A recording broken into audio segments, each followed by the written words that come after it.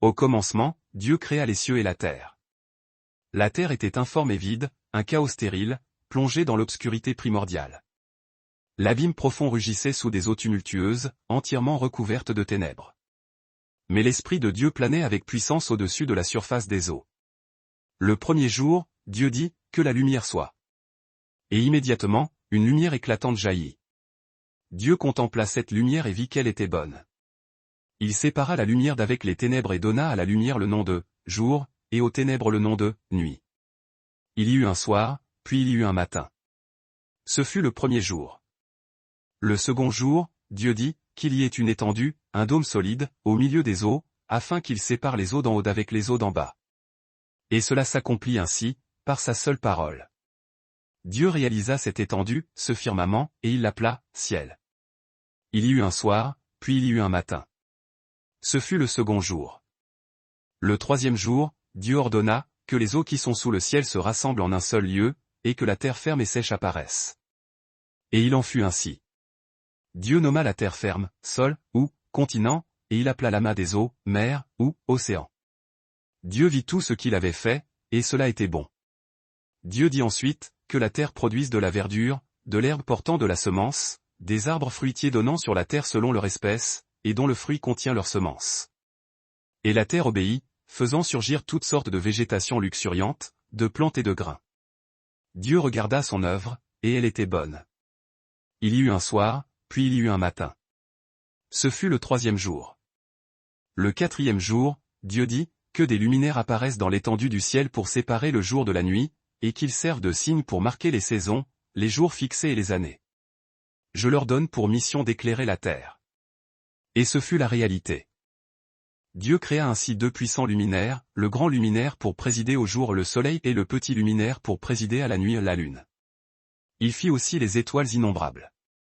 Dieu les plaça dans le ciel pour répandre leur clarté sur la terre, pour dominer sur le jour et sur la nuit, et pour opérer la séparation entre la lumière et les ténèbres.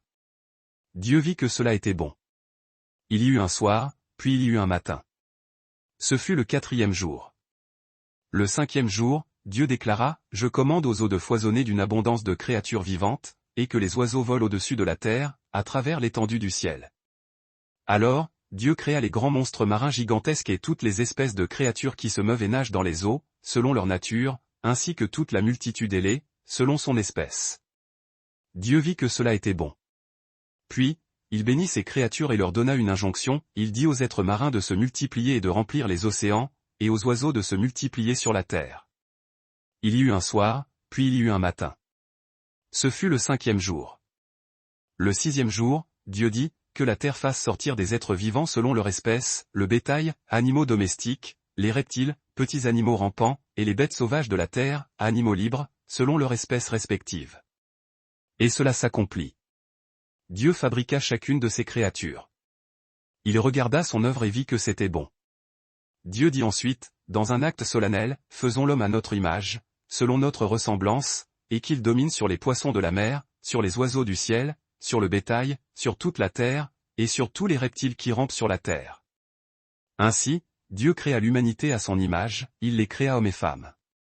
Dieu leur donna sa bénédiction et leur dit, « Soyez féconds et multipliez-vous.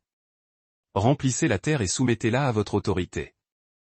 Dominez sur les poissons de la mer, sur les oiseaux du ciel, et sur tout animal qui se meut sur la terre. » Et Dieu ajouta, « Voici, je vous donne toute plante portant semence qui est sur la surface de toute la terre, et tout arbre dont le fruit porte sa semence, ce sera votre nourriture. Mais pour tous ceux qui respirent les bêtes des champs, les oiseaux du ciel et les reptiles je donne toute herbe verte pour nourriture. » Et il en fut ainsi. Dieu regarda tout ce qu'il avait fait. Voici, cela était même très bon. Il y eut un soir, puis il y eut un matin. Ce fut le sixième jour. Ainsi, les cieux et la terre, avec toute leur armée, furent achevés. Au septième jour, Dieu termina l'œuvre qu'il avait faite. Il se reposa de toute son œuvre qu'il avait créée. Dieu bénit le septième jour et le sanctifia, parce qu'en ce jour-là, il se reposa de toute l'œuvre de création qu'il avait opérée. Telle fut l'histoire de la création des cieux et de la terre. Lorsque l'Éternel Dieu fit la terre et les cieux, il n'y avait encore aucun brin d'herbe ni arbuste des champs sur la terre. Aucune végétation ne poussait, car l'Éternel Dieu n'avait pas encore fait pleuvoir sur la terre, et il n'y avait point d'homme pour cultiver le sol. Cependant, des brumes et des vapeurs s'élevaient de la terre et arrosaient toute la surface du sol aride. Alors, l'Éternel Dieu façonna l'homme, en utilisant la poussière qu'il tira du sol. Il souffla dans ses narines un souffle de vie, et l'homme devint un être vivant, une âme vivante. L'Éternel établit ensuite un jardin merveilleux en Éden, du côté de l'Orient, et il y plaça l'homme qu'il avait formé. L'Éternel Dieu fit pousser du sol toutes sortes d'arbres, d'aspect agréable à voir et dont les fruits étaient bons à manger. Au centre même du jardin se dressaient deux arbres de nature exceptionnelle, l'arbre de vie, qui conférait l'immortalité, et l'arbre de la connaissance du bien et du mal, détenant la sagesse du discernement moral. Un fleuve jaillissait d'Éden pour irriguer le jardin, puis il se divisait en 4 bras distincts, formant 4 rivières. Le nom de la première était Pishon, celle qui serpente à travers tout le pays de Havila, où l'on trouve de l'or pur, ainsi que le délium et la pierre d'onyx. Le nom de la seconde rivière était Gihon, celle qui encercle tout le pays de Couche, ou Éthiopie. La troisième rivière était le Tigre, qui coule à l'est de la Syrie. Et le quatrième fleuve était l'Euphrate. L'Éternel Dieu prit l'homme et l'établit dans le jardin d'Éden pour qu'il le cultive avec soin et qu'il le garde précieusement. L'Éternel lui donna un ordre strict, tu peux manger librement de tous les fruits de tous les arbres du jardin, mais tu ne mangeras pas de l'arbre de la connaissance du bien et du mal. Car le jour où tu en mangeras, tu mourras, tu seras assurément frappé de mort. L'Éternel Dieu dit alors, il n'est pas bon que l'homme soit seul. Je vais lui faire une aide qui soit son complément, une compagne qui lui corresponde parfaitement. Ainsi, l'Éternel Dieu forma du sol tous les animaux des champs et tous les oiseaux du ciel, et il les amena vers l'homme pour voir comment celui-ci les nommerait. L'homme donna des noms à tous les animaux domestiques, aux oiseaux du ciel et à tous les animaux sauvages. C'est ainsi que les créatures vivantes reçurent leurs noms. Cependant, parmi toutes ces créatures, il ne trouva aucune aide qui fût vraiment son complément. Alors, l'Éternel Dieu fit tomber l'homme dans un profond sommeil. Pendant qu'il dormait, il prit l'une de ses côtes et referma la chair à sa place. L'Éternel Dieu façonna la côte qu'il avait tirée de l'homme en une femme, puis il l'amena vers l'homme. Et l'homme, Adam, s'écria avec émerveillement, cette fois, ceci est l'os de mes os et la chair de ma chair. Elle sera appelée femme, Isha, parce qu'elle a été tirée de l'homme, Ish. C'est pourquoi l'homme quittera son père et sa mère. Il s'attachera à sa femme, et les deux deviendront une seule chair, ne faisant qu'un. Bien que l'homme et sa femme fussent tous deux nus dans le jardin, ils n'en éprouvaient aucune honte.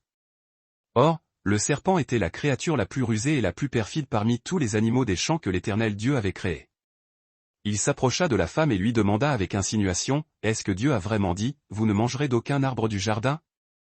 La femme répondit au serpent, « Nous pouvons manger du fruit de tous les arbres du jardin, sauf du fruit de l'arbre qui est au milieu du jardin. » Dieu a dit, « Vous n'en mangerez point et vous n'y toucherez point, de peur que vous ne mouriez. » Non, vous ne mourrez pas réellement, rétorqua le serpent avec assurance. Car Dieu sait que le jour où vous en mangerez, vos yeux s'ouvriront à une connaissance nouvelle, et vous serez comme des dieux, connaissant, disposant du discernement entre le bien et le mal. La femme observa attentivement le fruit. Il lui parut non seulement beau à voir, mais aussi délicieux à consommer, et surtout, elle désirait ardemment l'intelligence et la sagesse que cet acte lui apporterait. Elle prit donc de son fruit et en mangea. Son mari se trouvait là, à côté d'elle. Elle en donna aussi à Adam, et il en mangea. Aussitôt, leurs yeux s'ouvrirent, et ils prirent conscience de leur état, ils réalisèrent qu'ils étaient nus. Alors, ils cousirent ensemble des feuilles de figuier pour s'en faire des ceintures et se couvrir. À la brise du soir, tandis que le soleil déclinant filtrait à travers les feuillages, l'homme et la femme entendirent le bruit sourd et majestueux des pas de l'Éternel Dieu se promenant dans le jardin. Pris de panique, ils se cachèrent loin de la présence de l'Éternel Dieu, au milieu des arbres du jardin. L'Éternel Dieu appela l'homme et lui demanda, « Où es-tu donc ?» L'homme répondit, « J'ai entendu ta voix dans le jardin. J'ai été saisi de crainte, car j'étais nu, et je me suis caché. » Qui t'a appris que tu étais nu, demanda Dieu. N'aurais-tu pas mangé du fruit de l'arbre dont je t'avais expressément défendu de manger? C'est la femme que tu as mise auprès de moi, dit l'homme en rejetant la faute. C'est elle qui m'a donné du fruit de cet arbre, et j'en ai mangé. L'Éternel Dieu dit à la femme, que as-tu fait là? C'est le serpent qui m'a trompé, répondit-elle, et j'en ai mangé. Alors, l'Éternel Dieu prononça les jugements. Il dit au serpent, puisque tu as fait cela, tu seras maudit entre tout le bétail et entre tous les animaux des champs. Tu marcheras sur ton ventre et tu mangeras la poussière et la terre tous les jours de ta vie. J'établirai une inimitié durable entre toi et la femme, et entre ta descendance et sa descendance. Celle-ci t'écrasera la tête, tandis que toi, tu lui blesseras le talon. Puis, l'Éternel Dieu dit à la femme, je multiplierai grandement tes souffrances et les peines de tes grossesses. C'est dans la douleur que tu enfanteras tes enfants. Malgré cela, ton désir se portera vers ton mari, et il dominera sur toi. Enfin, l'Éternel dit à l'homme, Adam, parce que tu as écouté la voix de ta femme, et que tu as mangé de l'arbre au sujet duquel je t'avais donné cet ordre, tu n'en mangeras point. Le sol sera maudit à cause de toi. C'est au prix de peine et de labeur que tu en tireras ta nourriture tous les jours de ta vie. Le sol te produira des épines et des chardons. Tu devras manger de l'herbe des champs, et c'est à la sueur de ton visage que tu gagneras ton pain jusqu'à ce que tu retournes à la terre dont tu as été tiré. Car tu es poussière et tu retourneras à la poussière. L'homme, Adam, nomma sa femme Ève, c'est-à-dire, celle qui donne la vie, car elle devait devenir la mère de tous les vivants. L'Éternel Dieu fit à Adam et à sa femme des vêtements de peau d'animaux, et il les en revêtit, masquant leur nudité. L'Éternel Dieu dit, voici que l'homme est devenu comme l'un de nous, connaissant le bien et le mal. Il ne faut pas maintenant qu'il avance sa main, qu'il prenne aussi du fruit de l'arbre de vie, qu'il en mange, et qu'il vive éternellement dans cet état déchu. Ainsi, l'Éternel Dieu les chassa du jardin d'Éden, et l'homme dut travailler la terre d'où il avait été tiré. Après avoir chassé l'homme, Dieu posta à l'orient du jardin d'Éden les chérubins, armés d'une épée flamboyante qui tournait en tous sens, afin de garder l'accès du chemin de l'arbre de vie. Adam et Ève eurent un fils. Alors, Ève dit, j'ai acquis un homme, un descendant, grâce à l'aide de l'Éternel. Elle le nomma Caïn. Plus tard, elle donna naissance à son frère, qu'elle nomma Abel. Abel devint berger, gardien de troupeaux de moutons, tandis que Caïn se voua à la culture de la terre. Un jour, Caïn apporta une offrande à l'Éternel, tirée des fruits de son champ. Abel, de son côté, offrit lui aussi en sacrifice à l'Éternel les premiers-nés de son troupeau, prenant les bêtes les plus grasses et les meilleures parties. L'Éternel porta un regard favorable sur Abel et sur son offrande. Mais il ne porta pas un regard favorable sur Caïn et sur son offrande. Caïn fut profondément irrité et son visage se contracta, il ne put cacher sa fureur. L'Éternel dit à Caïn, pourquoi es-tu irrité? Et pourquoi ton visage est-il sombre? Si tu agis bien, ne seras-tu pas agréé? Mais si tu n'agis pas bien, le péché est là, tapis à ta porte, comme une bête sauvage en embuscade. Son désir est de te dévorer, mais toi, tu dois dominer sur lui. Caïn dit alors à son frère Abel, allons dans la campagne. Et tandis qu'il se trouvait dans les champs, Caïn se jeta sur son frère Abel et le tua. Après cela, l'Éternel demanda à Caïn, où est ton frère Abel? Je ne sais pas, répondit-il avec insolence. Suis-je le gardien, le responsable de mon frère? Alors l'Éternel reprit, que as-tu fait là, toi qui as commis cet acte terrible? Écoute. La voix du sang de ton frère crie de la terre jusqu'à moi, implorant justice. Maintenant, tu es maudit et chassé de cette terre qui a ouvert sa bouche pour recevoir le sang de ton frère versé par ta main. Lorsque tu cultiveras le sol désormais, il ne te donnera plus ses richesses. Tu seras un fugitif, un vagabond sans domicile, errant sur la terre le reste de tes jours. Mon châtiment est trop grand pour que je puisse le supporter, se lamenta Caïn. Aujourd'hui, tu me chasses de la surface de ce pays, et je devrais me cacher loin de ta face. Je serai un vagabond sans foyer, et quiconque me trouvera me tuera. Non, répondit l'Éternel. Si quelqu'un tue Caïn, il sera vengé cette fois. L'Éternel mit alors un signe distinctif sur Caïn, afin que nul ne le tue s'il le rencontrait. Caïn s'éloigna donc de la présence de l'Éternel et alla s'établir dans le pays de No, la terre de l'errance, à l'est d'Éden. La population humaine se multiplia à l'extrême, se répandant sur toute la surface de la terre. Les anges, ou fils de Dieu, virent que les filles des hommes étaient belles et désirables, et ils choisirent parmi elles celles qu'ils désiraient et les prirent pour femmes. Alors l'Éternel déclara, mon souffle de vie ne demeurera pas indéfiniment chez l'homme, car il n'est que chair pécheresse. Sa durée de vie ne dépassera pas 120 ans. Lorsque ces êtres célestes s'unissaient aux filles des hommes, ces unions donnaient naissance à des enfants d'une stature et d'une force exceptionnelles, les géants. Ils étaient connus sous le nom de Néphilim et vivaient sur la terre à cette époque, et même plus tard. Ils devinrent célèbres parmi les peuples comme des guerriers redoutables. L'Éternel vit que la méchanceté des hommes s'était accrue considérablement sur la terre, et que toutes les pensées qu'ils formaient dans leur cœur n'étaient constamment tournées que vers le mal. L'Éternel éprouva un profond regret d'avoir fait l'humanité sur la terre, et son cœur fut affligé. Il dit, je vais exterminer de la surface du sol l'homme que j'ai créé, et avec lui les animaux, le bétail, les reptiles et les oiseaux du ciel. Car je regrette de les avoir faits. Cependant, Noé trouva grâce aux yeux de l'Éternel. Et voici l'histoire de Noé. Noé était un homme juste, intègre, marchant en communion avec Dieu, le seul qui obéissait véritablement au Créateur. Il avait engendré 3 fils, Sem, Cham et Japheth. Il vivait à une époque où le monde était devenu d'une perversité et d'une corruption totale. La violence la plus extrême régnait partout. Dieu observa l'état de la terre, elle était en ruine morale et physique. Il savait pourquoi. Tous les habitants de la terre, à l'exception de Noé et de sa famille, menaient des vies dépravées, et avaient corrompu le plan initial de Dieu pour eux. Il fallait agir. Alors, l'Éternel fit connaître à Noé sa décision, la fin de toute chair est arrivée devant moi, car la terre est remplie de violence à cause des hommes. Par conséquent, je vais les détruire, eux et la terre entière. Tu vas devoir te construire une arche monumentale. Tu la feras de bois de cyprès, en utilisant des planches. Tu l'aménageras en chambre et tu l'enduiras de bitume, de pois ou de goudron, à l'intérieur et à l'extérieur, pour garantir son étanchéité. Voici les dimensions exactes de l'ouvrage que tu devras réaliser, l'arche aura 450 pieds, environ 135 mètres, de longueur, 75 pieds, environ 22,5 mètres, de largeur, et 45 pieds, environ 13,5 mètres, de hauteur. Tu feras un toit sur l'arche, et tu laisseras une ouverture, une fente, de 18 pouces, environ 45 cm, au-dessous du faîte pour permettre à l'air de circuler librement. Tu placeras l'entrée, la porte, de l'arche sur son côté, et tu la construiras avec des étages inférieurs, des 2e et des 3e étages, ponts.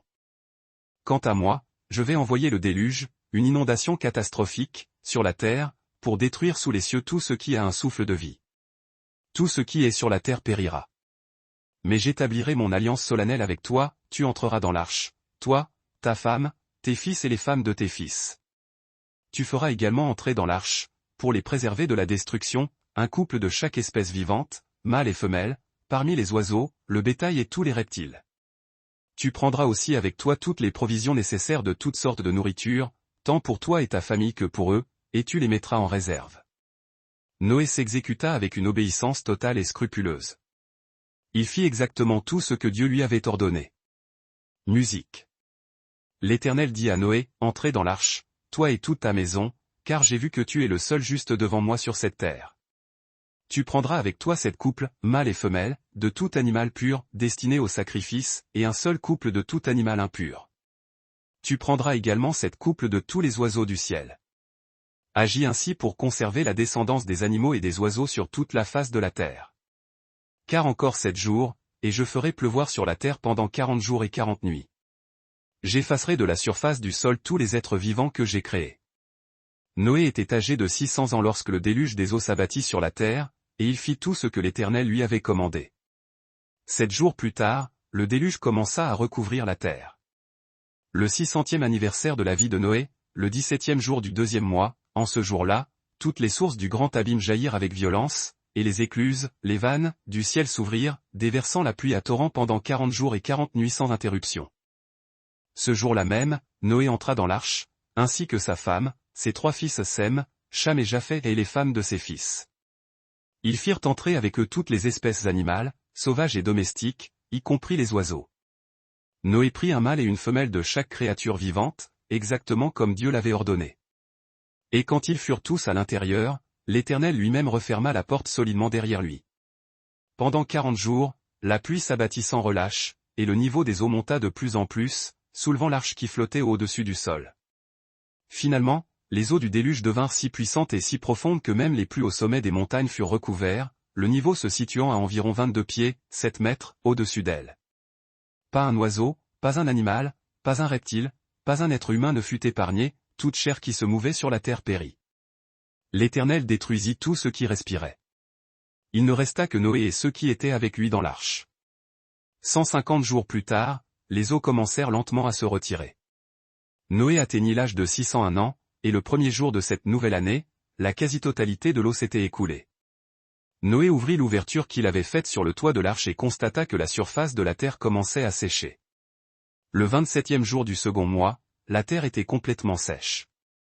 Dieu parla à Noé et dit, « Sortez de l'arche, toi, ta femme, tes fils et les femmes de tes fils. Fais sortir avec toi tous les oiseaux, les animaux et les reptiles afin qu'ils se reproduisent, qu'ils se multiplient et qu'ils remplissent à nouveau la terre. » Après que Noé et sa famille eurent quitté l'arche, les créatures vivantes sortirent également, s'éloignant en groupes, chacune selon son espèce. Dieu adressa alors à Noé et à ses fils une parole lourde de sens, « Voici, j'établis mon alliance solennelle avec vous et avec votre postérité après vous. J'établis également cette alliance avec toutes les créatures vivantes qui sont avec vous, les oiseaux, le bétail et tous les animaux qui sont sortis de l'arche. Je promets à toute créature vivante que la terre et ceux qui y habitent ne seront plus jamais détruits par les eaux d'un déluge. L'arc que j'ai placé dans la nuée, l'arc-en-ciel, sera le signe de mon alliance entre moi et vous, et entre moi et toute créature vivante sur la terre. Il vous rappellera que je tiendrai cette promesse à jamais. Quand j'amènerai des nuages au-dessus de la terre et que l'arc apparaîtra dans la nuée, je me souviendrai de mon alliance, celle qui est établie entre moi et vous, et entre moi et toute chair vivante. Jamais plus les eaux du déluge ne détruiront toute vie. Lorsque je regarderai l'arc-en-ciel dans le ciel, je me souviendrai toujours de cette alliance éternelle que j'ai conclue avec toute créature vivante. L'arc-en-ciel sera le signe visible de cette promesse solennelle. Musique. Les descendants de Noé, peu à peu, rétablirent les premières cultures et civilisations connues du monde post-diluvien. L'humanité, parlant encore une seule et même langue universelle, entreprit une migration vers l'est et s'établit dans la plaine de Shinar, en Babylonie. Ils prirent la décision de bâtir là une ville immense, couronnée d'une tour dont le sommet atteindrait les cieux. Ils voulaient que cet édifice soit le symbole ostentatoire de leur unité, de leur puissance collective et de leur génie technique. Le peuple croyait qu'en érigeant cette tour, il pourrait se faire un nom impérissable et s'assurer qu'il ne serait jamais dispersé sur la surface de la terre. Ce désir ardent de s'établir en un lieu unique et de construire une cité emblématique allait à l'encontre du commandement originel de Dieu de se répandre et de multiplier sur toute la terre. Ils aspiraient à marquer le monde de leur propre empreinte, plutôt que de se conformer au plan divin pour leur existence. Ils cherchaient la puissance et le prestige. Ils voulaient garantir qu'ils ne seraient pas dispersés, ce qui revenait à choisir leur propre destin en s'opposant tacitement à la volonté du Créateur. Dieu observa leurs actions et reconnut immédiatement leur orgueil démesuré et leur défiance. Craignant que leurs efforts unifiés ne débouchent sur une rébellion encore plus grande et une désobéissance irréversible, Dieu décida d'intervenir. Il descendit et confondit leur langage, semant une intense confusion parmi eux. Soudain, ils ne purent plus se comprendre mutuellement, et toute leur communication s'effondra. Cette confusion linguistique aboutit au chaos et à la frustration au sein de la population. Incapables de communiquer efficacement pour coordonner la construction, ils abandonnèrent leur gigantesque projet et furent dispersés sur toute la surface de la terre, exactement comme Dieu l'avait voulu depuis le début. Dans l'ancienne terre dure des Chaldéens vivait un homme du nom d'Abraham, qui sera connu plus tard sous le nom d'Abraham. Son histoire est un récit de foi inébranlable, de promesses divines, et le voyage d'un homme destiné à devenir le père d'une multitude de nations. L'Éternel dit à Abraham, « Quitte ton pays, ta patrie et le cercle de ta parenté, la maison de ton père, et va-t'en vers le pays que moi seul je te montrerai. Je ferai de toi une grande nation, forte et nombreuse. Je te bénirai et je rendrai ton nom célèbre et glorieux. Les peuples se serviront de ton nom pour bénir d'autres gens. Je bénirai ceux qui te béniront, mais je maudirai celui qui te maudira. Je me servirai de toi pour bénir toutes les familles de la terre. » Alors Abraham obéit. Il partit de Charan, exactement comme l'Éternel le lui avait dit, et Lot partit avec lui. Abraham était âgé de 75 ans. Quand il quitta Haran, il emmena avec lui sa femme Saraï, son neveu Lot, tous ses serviteurs et esclaves acquis, ainsi que toutes les richesses et possessions accumulées en Mésopotamie. Cette immense caravane se mit en route vers la terre de Canaan. Abraham traversa le pays, atteignant d'abord la région de Sichem, puis le chêne de Morée. Les Cananéens, maîtres du lieu, occupaient alors ces terres. Là, l'Éternel lui apparut dans une manifestation de puissance et fit cette promesse solennelle, « Je donnerai cette terre, toute cette étendue, à ta descendance. » En réponse à cette divine apparition, Abraham érigea sur le champ un autel en l'honneur du Seigneur. Poursuivant son voyage vers le sud, il s'installa ensuite entre Béthel et Haï, et, fidèle à sa dévotion, il y construisit un nouvel autel pour invoquer le nom de l'Éternel, marquant ainsi spirituellement son territoire dans le pays de Canaan. Cependant, une famine sévère frappa la région. Poussé par la nécessité, Abraham dut descendre en Égypte pour y trouver refuge temporairement. Juste avant de franchir la frontière, Abram s'adressa à Saraï, « Écoute, je sais que tu es une femme d'une beauté exceptionnelle. Quand les Égyptiens te verront, ils se diront, c'est sa femme. Puis ils me tueront pour te prendre. Dis-leur, je t'en prie, que tu es ma sœur. Grâce à toi, ils me traiteront bien et ma vie sera épargnée. » Dès qu'ils entrèrent en Égypte, la beauté légendaire de Saraï attira les regards. Les courtisans et les dignitaires de Pharaon la remarquèrent et louèrent son charme auprès du souverain. Elle fut donc emmenée au palais de Pharaon. Croyant qu'Abram était son frère, Pharaon lui accorda des faveurs considérables, il lui donna des moutons, du bétail, des ânes, des chameaux et de nombreux serviteurs et servantes. Mais parce que Pharaon avait pris l'épouse d'Abram, l'Éternel frappa Pharaon et toute sa maison de fléaux terribles et douloureux.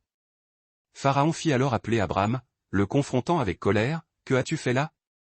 Pourquoi ne m'as-tu pas dit que Saraï était ta femme? Pourquoi m'as-tu laissé croire qu'elle était ta sœur? J'ai failli l'épouser. Maintenant, prends-la et va-t'en.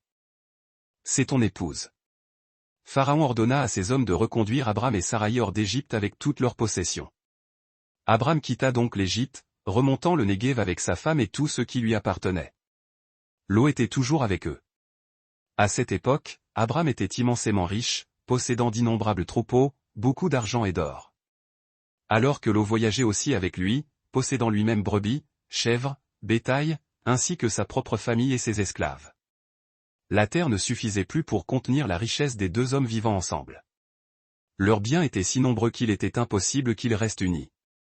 Des querelles incessantes éclatèrent entre les bergers d'Abram et ceux de l'eau. Abram dit à l'eau, surtout, qu'il n'y ait aucune dispute entre toi et moi, ni entre nos bergers, car nous sommes frères. Le pays est assez vaste. Séparons-nous. Choisis ta destination. Si tu pars à l'est, j'irai à l'ouest, si tu vas à l'ouest, j'irai à l'est. C'est à toi de décider. L'eau leva les yeux et contempla toute la vallée du Jourdain. Il vit qu'elle était abondamment arrosée, comme un jardin de l'Éternel, avant la destruction de Sodome. L'eau choisit cette région fertile et partit vers l'Orient. Les deux hommes se séparèrent. Abram demeura dans la terre de Canaan, tandis que l'eau s'installa parmi les villes de la vallée, déplaçant finalement son camp jusqu'à Sodome. Ayant récemment souffert de la famine, l'eau privilégia l'opulence et la fertilité des terres de la vallée du Jourdain pour sa nouvelle demeure.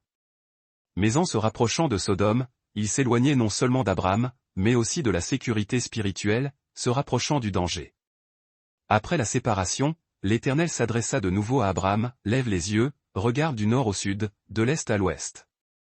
Je te donnerai, à toi et à ta postérité, toute la terre que tu peux voir, et cela pour toujours.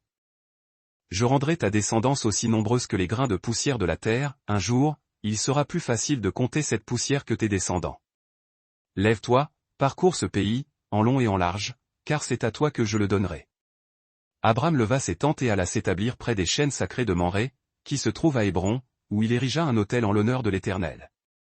Quelque temps après, une coalition de 4 rois orientaux se leva pour combattre contre 5 rois de la région cananéenne, la guerre de la vallée de Siddim. Les 4 rois vainquirent les 5 et pillèrent Sodome et Gomorrhe, emportant toutes leurs richesses et leurs provisions.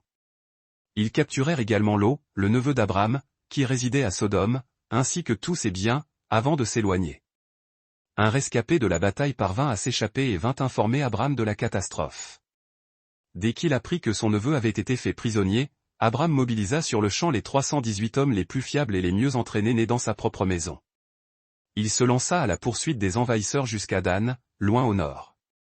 Arrivant à hauteur de l'ennemi, Abram divisa sa troupe, les encercla et les attaqua de nuit, par surprise. Lui et ses hommes écrasèrent les rois coalisés, poursuivant les fuyards jusqu'à Oba, au nord de Damas. Après ce triomphe, Abram récupéra tous les butins volés et les ramena. Il délivra son neveu Lot, ainsi que ses possessions, les femmes et tous les autres prisonniers. Au retour de sa victoire, le roi de Sodome sortit à sa rencontre dans la vallée de Chavé, appelée maintenant la vallée du roi. Le roi de Sodome proposa à Abram, « Donne-moi les personnes que tu as délivrées, mais garde toutes les richesses pour toi. » Abram répondit au roi de Sodome par un serment catégorique, « Je lève ma main vers l'Éternel, le Dieu Très-Haut, Créateur du ciel et de la terre, je ne prendrai rien de ce qui t'appartient, pas même un fil, pas même une courroie de sandales. Je ne veux pas que tu puisses dire un jour, c'est moi qui ai enrichi Abram. La seule chose que j'accepterai est la nourriture consommée par mes jeunes hommes. mais donne aux hommes qui m'ont aidé leur part. Tes compagnons qui m'ont assisté au combat, Ané, Eshcol et Manré, doivent recevoir leur juste récompense du butin. L'Éternel s'adressa ensuite à Abraham dans une vision nocturne, disant, « Abraham, n'aie crainte. Je suis ton bouclier et ta récompense sera très grande. » Mais Abraham, accablé par l'absence d'héritier, répondit, « Seigneur Éternel, souverain tout-puissant, à quoi me serviront tous tes dons si je m'en vais sans enfant? C'est Éliézer de Damas qui héritera de tout ce que je possède. Tu n'as pas donné de fils issu de mes entrailles, et ce serviteur qui m'est acquis sera mon héritier. » L'Éternel lui répliqua, « Non, cet homme n'héritera pas de toi. C'est un fils né de toi qui sera ton héritier. » Puis l'Éternel le fit sortir sous la voûte céleste et lui ordonna, « Regarde le ciel, si tu peux, et compte les étoiles. Telle sera ta descendance. » Abraham crut l'Éternel, et cette foi lui fut imputée à justice et acceptée par Dieu.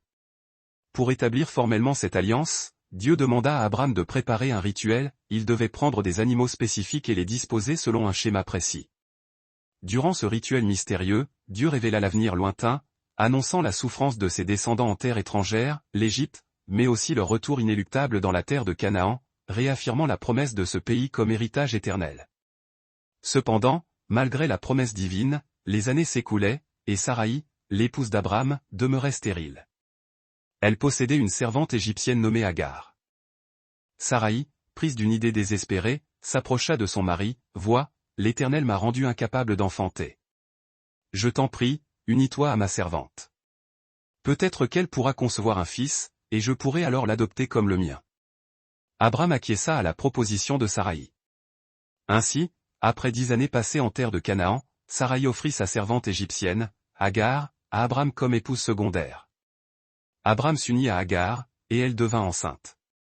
Dès qu'Agar se sut enceinte, elle manifesta un mépris affiché envers sa maîtresse, Saraï, se croyant supérieure à celle qui était stérile. Saraï ne put tolérer que sa propre servante la regardât avec dédain. Pleine d'amertume, elle se plaignit à Abraham, « C'est ta faute si cette injustice m'est faite? C'est moi qui t'ai donné ma servante, et dès qu'elle a vu qu'elle portait ton enfant, elle a commencé à m'humilier et à me manquer de respect. Je n'ai rien fait pour mériter cela. Que le jugement de l'Éternel soit entre toi et moi. » Abraham lui dit, « Très bien. Elle est ta servante.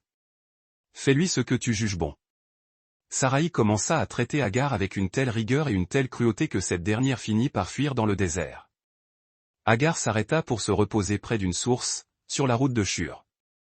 Là, l'ange de l'Éternel lui apparut et l'interrogea, « Agar, servante de Saraï, d'où viens-tu et où vas-tu » Agar répondit, « Je fuis loin de ma maîtresse Saraï. » L'ange lui dit, « Retourne auprès de Saraï et soumets-toi à son autorité.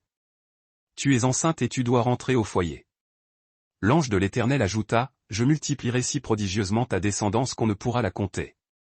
Tu enfanteras un fils, et tu lui donneras le nom d'Ismaël, ce qui signifie, Dieu entend, car l'Éternel a entendu ta détresse. Mais, je te préviens, Ismaël sera un homme indomptable et impétueux comme un âne sauvage. Il sera en conflit avec tous, et tous seront en conflit avec lui, et il vivra en marge de tous ses frères. » Agar retourna donc au camp et donna naissance au fils d'Abraham. Abraham nomma son fils Ismaël. Abraham avait alors 86 ans. Quand Abraham eut 99 ans, Dieu lui apparut à nouveau et changea son nom en Abraham, père d'une multitude de nations. Le nom de Saraï fut également changé en Sarah, et Dieu lui fit la promesse formelle qu'elle enfanterait un fils nommé Isaac. Dieu institua alors le rite de la circoncision pour tous les hommes comme signe visible de l'alliance. Abraham obéit immédiatement, circoncisant son fils Ismaël et tous les hommes nés ou acquis dans sa maison le jour même. Plus tard, l'Éternel se manifesta encore à Abraham, l'informant de l'imminente destruction de Sodome et Gomorrhe, dont la méchanceté et les cris d'iniquité étaient montés jusqu'à lui.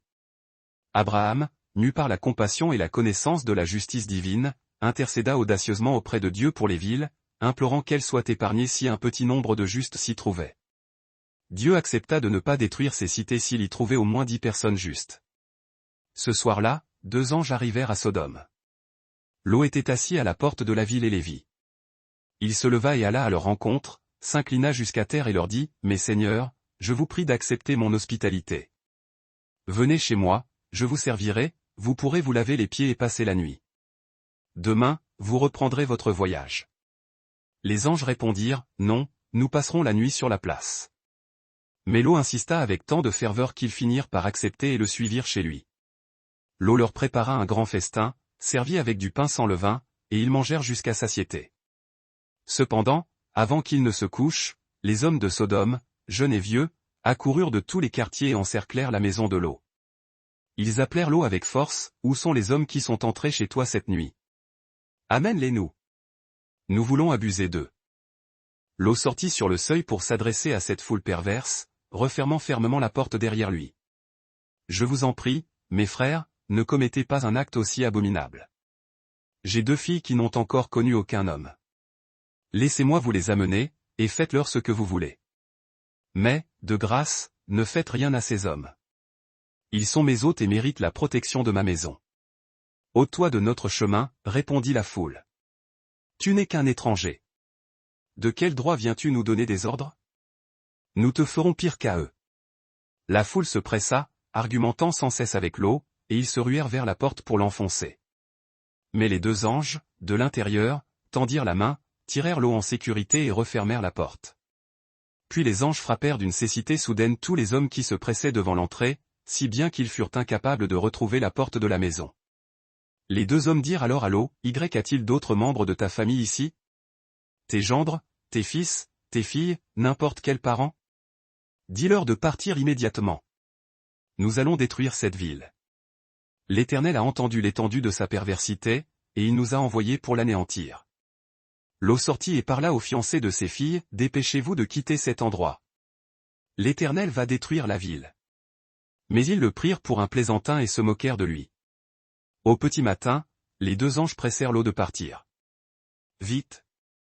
Prends ta femme et tes 2 filles et fuyez loin d'ici. Sinon, vous périrez tous lorsque l'Éternel détruira la cité. » Lot hésitait. « Il y a une petite ville tout près, appelée Tsoar, supplia Lot. C'est une toute petite place, mais ma famille et moi serons en sécurité si vous nous permettez d'y aller. »« Soit, répondit l'ange. Je te fais cette faveur, je n'anéantirai pas la petite ville dont tu parles. Mais dépêche-toi, fuis, car je ne peux rien faire tant que tu n'y es pas arrivé en sécurité. » Lot et sa famille arrivèrent à Tsoar juste au lever du soleil.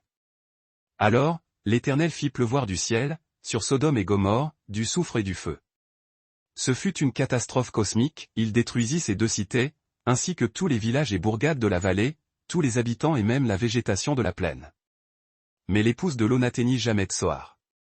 Désobéissant à l'avertissement solennel des anges, elle traîna les pieds derrière son mari et jeta un regard en arrière, vers la plaine en feu.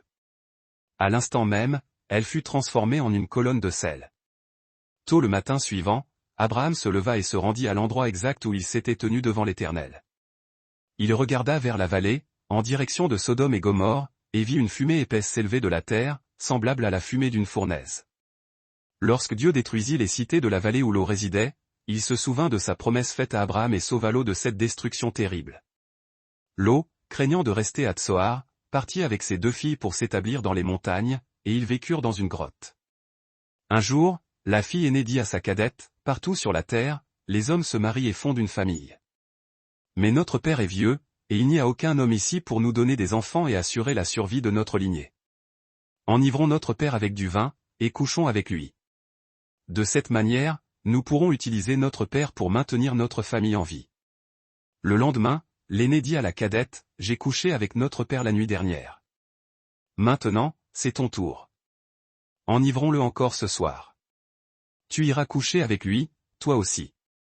Ainsi, nous aurons toutes les 2 des enfants par notre père pour que notre famille ne s'éteigne pas. » Cette nuit-là, les 2 filles enivrèrent leur père avec du vin. La plus jeune alla coucher avec lui. Une fois encore, il était si ivre qu'il ne se rendit compte de rien. C'est ainsi que les 2 filles de Lot devinrent enceintes de leur propre père. L'aînée nomma son fils Moab, qui est l'ancêtre des Moabites. La plus jeune nomma son fils Ben-Ami, qui est l'ancêtre des Ammonites. Après la destruction de la plaine, Abraham se déplaça vers le Néguev, s'installant entre Kadès et Shur. Plus tard, il alla résider à Guérar. Là, alors qu'il était un étranger en résidence, Abraham répéta l'erreur passée et déclara à tout le monde que son épouse Sarah était sa sœur. Le roi Abimélec de Guérar, croyant à cette fausse information, fit venir Sarah à lui. Mais Dieu apparut à Abimélec en rêve et lui annonça, « Tu vas mourir à cause de la femme que tu as prise, car elle est l'épouse d'un homme. Abimélec, terrifié, plaida son innocence auprès du Seigneur. « Seigneur, ne vas-tu pas tuer un peuple innocent? N'est-ce pas Abraham lui-même qui m'a dit qu'ils étaient frères et sœurs? J'ai agi en toute bonne foi. » Dieu répondit dans le rêve, « Oui, je sais que tu as agi avec un cœur pur, et c'est pourquoi je t'ai retenu de pécher contre moi. Je ne t'ai pas permis de la toucher. Maintenant, rends cette femme à Abraham. Il est un prophète, il priera pour toi, et tu vivras. Mais si tu ne la rends pas, sache que tu mourras certainement, toi et toute ta maisonnée. » Tôt le matin, Abimélec appela tous ses serviteurs et leur raconta le rêve. La peur s'empara d'eux. Puis Abimélec fit appeler Abraham et le réprimanda, « Pourquoi nous as-tu fait cela? Quel mal t'ai-je fait pour que tu aies amené un tel danger sur mon royaume? Tu n'aurais jamais dû agir ainsi. Pourquoi cette peur? » Abraham répondit, « J'ai agi ainsi parce que j'étais certain qu'il n'y avait aucune crainte de Dieu dans cette région, et que quelqu'un me tuerait pour s'emparer de ma femme. De plus, elle est réellement ma demi-sœur. Nous avons le même père, mais pas la même mère. Quand Dieu nous a fait quitter la maison de mon père pour errer, je lui ai dit, si tu m'aimes vraiment, dis à tous ceux que nous rencontrerons que je suis ton frère. » Abimélec offrit alors à Abraham des brebis, du bétail et des esclaves, lui rendit Sarah et lui permit de s'installer où il voulait dans son pays. Puis il dit à Sarah, « J'ai donné à ton frère 1000 pièces d'argent pour prouver à tous que tu n'as commis aucune faute. » Entre-temps, Dieu avait rendu stériles toutes les femmes de la maison d'Abimélec. Mais Abraham pria, et Dieu leur permit à nouveau d'enfanter. Après avoir résidé à Guérar pendant 1 an, Abraham et Sarah eurent finalement un fils, conformément à la promesse divine, et ils le nommèrent Isaac. L'Éternel fut fidèle à sa parole et agit en faveur de Sarah. Bien qu'Abraham fût très âgé, Sarah enfanta un fils exactement au moment que Dieu avait fixé. Abraham avait 100 ans à la naissance de son fils Isaac. « Dieu m'a donné un sujet de rire et de joie, » dit Sarah. « Quiconque l'apprendra rira de bonheur avec moi. Qui aurait cru que moi, Sarah, je pourrais donner un enfant à Abraham? Pourtant, j'ai donné un fils à Abraham dans sa vieillesse. » Isaac grandit, et le jour où il fut sevré et capable de manger des aliments solides, Abraham organisa une grande fête. Cependant, l'atmosphère de la fête fut gâchée lorsque Sarah vit Ismaël, le fils qu'Agar avait eu avec Abraham, se moquer et railler son fils Isaac. Sarah s'adressa sans détour à Abraham, exigeant, « Chasse cette servante et son fils. Il n'est pas question que le fils de cet esclave partage l'héritage avec mon fils Isaac. Quand nous mourrons, Isaac seul recevra tout ce que nous avons. » Cette demande affligea profondément Abraham, car elle concernait son fils Ismaël, qu'il aimait. Mais Dieu intervint et dit à Abraham, « Ne sois pas troublé à cause du garçon et de ta servante. Écoute Sarah dans tout ce qu'elle te dit, car c'est par Isaac que ta descendance portera ton nom d'alliance. Néanmoins, je bénirai aussi le fils de ta servante. Parce qu'il est ton propre fils, j'en ferai aussi une grande nation. » Tôt le lendemain matin, Abraham prit du pain et une outre d'eau, et les donna à Agar. Elle les chargea, ainsi que l'enfant, et quitta le camp. Elle s'éloigna et erra sans but dans le désert de Beer-Shéba. Après quelque temps de marche, l'eau dans l'outre fut épuisée. Agar déposa son fils épuisé sous un buisson. Elle s'éloigna d'une courte distance et s'assit, car elle ne pouvait supporter de voir son fils mourir de soif. Assise là, elle éclata en sanglots. Dieu entendit les cris de détresse de l'enfant. L'ange de Dieu appela Agar du haut du ciel et lui dit, « Agar, n'aie pas peur. Dieu a entendu la voix du garçon dans sa misère. Lève-toi, va aider l'enfant. Tiens-le par la main et guide-le. Je ferai de lui le père d'une grande nation. » Les siens. Alors, Dieu permit à Agar de voir une source jaillissante. Elle se hâta vers cette eau salvatrice, remplit son outre et abreuva l'enfant affamé, sauvant ainsi leur vie de la déshydratation certaine. Le Seigneur resta avec l'enfant, Ismaël grandit, devint un archer habile, vivant libre au milieu du désert de Paran. Sa mère, Agar, lui trouva une épouse venue d'Égypte, assurant ainsi la pérennité de sa lignée au cœur des étendues sauvages. Musique. Quelque temps s'écoula. Puis vint l'épreuve suprême, Dieu décida de mettre la foi d'Abraham à l'épreuve. « Prends ton fils, ton unique, Isaac, celui que ton cœur chérit par-dessus tout, et va-t'en au pays de Morija, ordonna Dieu.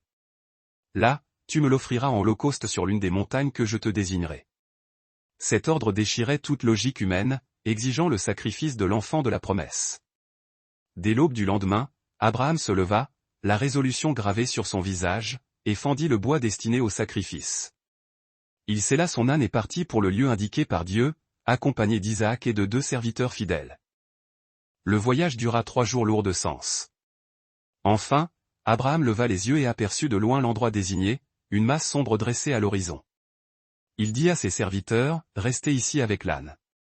Le jeune homme et moi, nous irons jusqu'à ce lieu pour adorer, puis nous reviendrons vers vous. » Il chargea le bois de l'Holocauste sur les épaules d'Isaac, tandis que lui-même portait le feu et le couteau, les instruments de la mort et de la purification. Tandis qu'il marchait, Isaac interrogea, son innocence déchirant le silence, « Mon père, nous avons le feu et le bois, mais où est l'agneau pour l'Holocauste » Abraham répondit, « La gorge nouée par une foi absolue, mon fils, Dieu pourvoira lui-même à l'agneau. » Parvenu au lieu désigné, Abraham érigea un autel de pierre, disposa le bois, puis, dans l'agonie d'un père, il lia Isaac et le déposa sur le bûcher. Au moment où il étendait la main pour saisir le couteau fatal, l'ange de l'Éternel l'appela du ciel. « Abraham! Abraham! » « Me voici, » répondit le patriarche. « Ne porte pas la main sur l'enfant, et ne lui fais aucun mal, » dit l'ange. « Maintenant je sais que tu crains Dieu, puisque tu n'as pas refusé ton fils, ton unique. » Abraham leva les yeux et aperçut alors le signe de la providence, un bélier, dont les cornes étaient prises dans un buisson épais. Il le prit et l'offrit en holocauste à la place de son fils, scellant la nouvelle alliance de foi. Abraham nomma ce lieu Adonai-Yireh l'Éternel pourvoira. Le patriarche et son fils, l'épreuve terminée, retrouvèrent leurs serviteurs et revinrent ensemble à Beer-Shéba. Plus tard, la grande matriarche Sarah s'éteignit à l'âge de 127 ans, laissant Abraham en deuil. Le moment vint d'assurer la descendance, le serviteur d'Abraham fut envoyé pour trouver une épouse digne pour Isaac, alors âgé de 37 ans. Il revint avec Rebecca, qui devint l'épouse d'Isaac. Après cela, Abraham se remaria avec Kétura, qui lui donna 6 fils supplémentaires. Il mourut, rassasié de jours, à l'âge avancé de 175 ans. Ses fils, Isaac et Ismaël, se réunirent une dernière fois pour l'enterrer dans la sépulture familiale, à côté de Sarah. Musique. Isaac, fils d'Abraham et héritier de la promesse, avait 40 ans lorsqu'il prit Rebecca pour épouse. Près de 20 années s'écoulèrent sans qu'elle ne conçoive. Isaac pria instamment l'Éternel pour sa femme, et le Seigneur exauça sa supplique. Rebecca tomba enceinte de jumeaux. Mais sa grossesse fut éprouvante, car elle sentait les enfants se heurter violemment dans son sein. Tourmentée, elle implora le Seigneur, qui lui révéla leur destin, 2 nations sont dans ton ventre, et 2 peuples naîtront de toi. L'un sera plus fort que l'autre, et l'aîné servira le cadet. À l'accouchement, le premier enfant sortit roux, couvert d'une toison épaisse comme un manteau, et fut nommé Ésaü, le velu. Le second suivit, serrant le talon de son frère, et fut nommé Jacob, le supplantateur. Isaac avait alors 60 ans. Les garçons grandirent en opposés. Ésaü devint un chasseur des champs, un homme robuste et aimant l'espace sauvage. Jacob, en revanche, était un homme tranquille, préférant rester aux tentes. Isaac aimait Ésaü, car il appréciait la saveur du gibier qu'il lui apportait. Mais Rebecca chérissait tendrement Jacob. Un jour, Ésaü revint de la chasse, épuisé et dévoré par la faim. Jacob, lui, préparait une marmite de lentilles rouges, dont le parfum montait. Ésaü, pris de faiblesse, implora, « S'il te plaît, laisse-moi avaler de ce potage rouge, je suis à bout de force. » Jacob, y voyant une occasion unique, répondit froidement, « Vends-moi d'abord ton droit d'aînesse. » Ésaü, aveuglé par son besoin immédiat, rétorqua, « Je suis sur le point de mourir de faim. À quoi me servirait ce droit d'aînesse ?» Jacob insista, « Jure-le-moi ici et maintenant. » Ésaü jura, cédant son privilège sacré pour un plat. Jacob lui donna alors du pain et le potage de lentilles. Ésaü mangea, but, puis se leva et s'en alla, montrant par ce geste à quel point il méprisait son droit d'aînesse qui conférait traditionnellement la double part de l'héritage et le leadership spirituel de la famille. À l'âge de 40 ans, Ésaü épousa 2 femmes hittites, des unions qui apportèrent une grande amertume et un profond chagrin à Isaac et Rebecca. Lorsqu'Isaac devint très âgé, sa vue s'affaiblit au point qu'il ne percevait plus que des ombres indistinctes. Se sentant proche de la mort, Isaac appela son fils aîné, Ésaü, « Mon fils, je suis vieux et je ne sais quel jour sera mon dernier. Prends maintenant tes armes, ton carquois et ton arc, va dans les champs, chasse du gibier et prépare-moi le mets savoureux que j'aime tant. Apporte-le-moi, et après que j'aurai mangé, je te bénirai solennellement devant l'Éternel avant de mourir. » Rebecca avait tout entendu, tapie dans l'ombre. Dès qu'Ésaü fut parti à la chasse, elle dit à Jacob, « Écoute attentivement. J'ai entendu ton père demander à ton frère de chasser pour le bénir. Maintenant, mon fils, fais exactement ce que je t'ordonne, va au troupeau et prends-moi 2 des plus beaux chevreaux. Je vais en faire pour ton père le plat exquis qu'il aime. Tu le lui apporteras, il mangera, et ainsi il te donnera sa bénédiction avant de mourir. Mon frère Ésaü est velu, rappela Jacob, tandis que moi j'ai la police.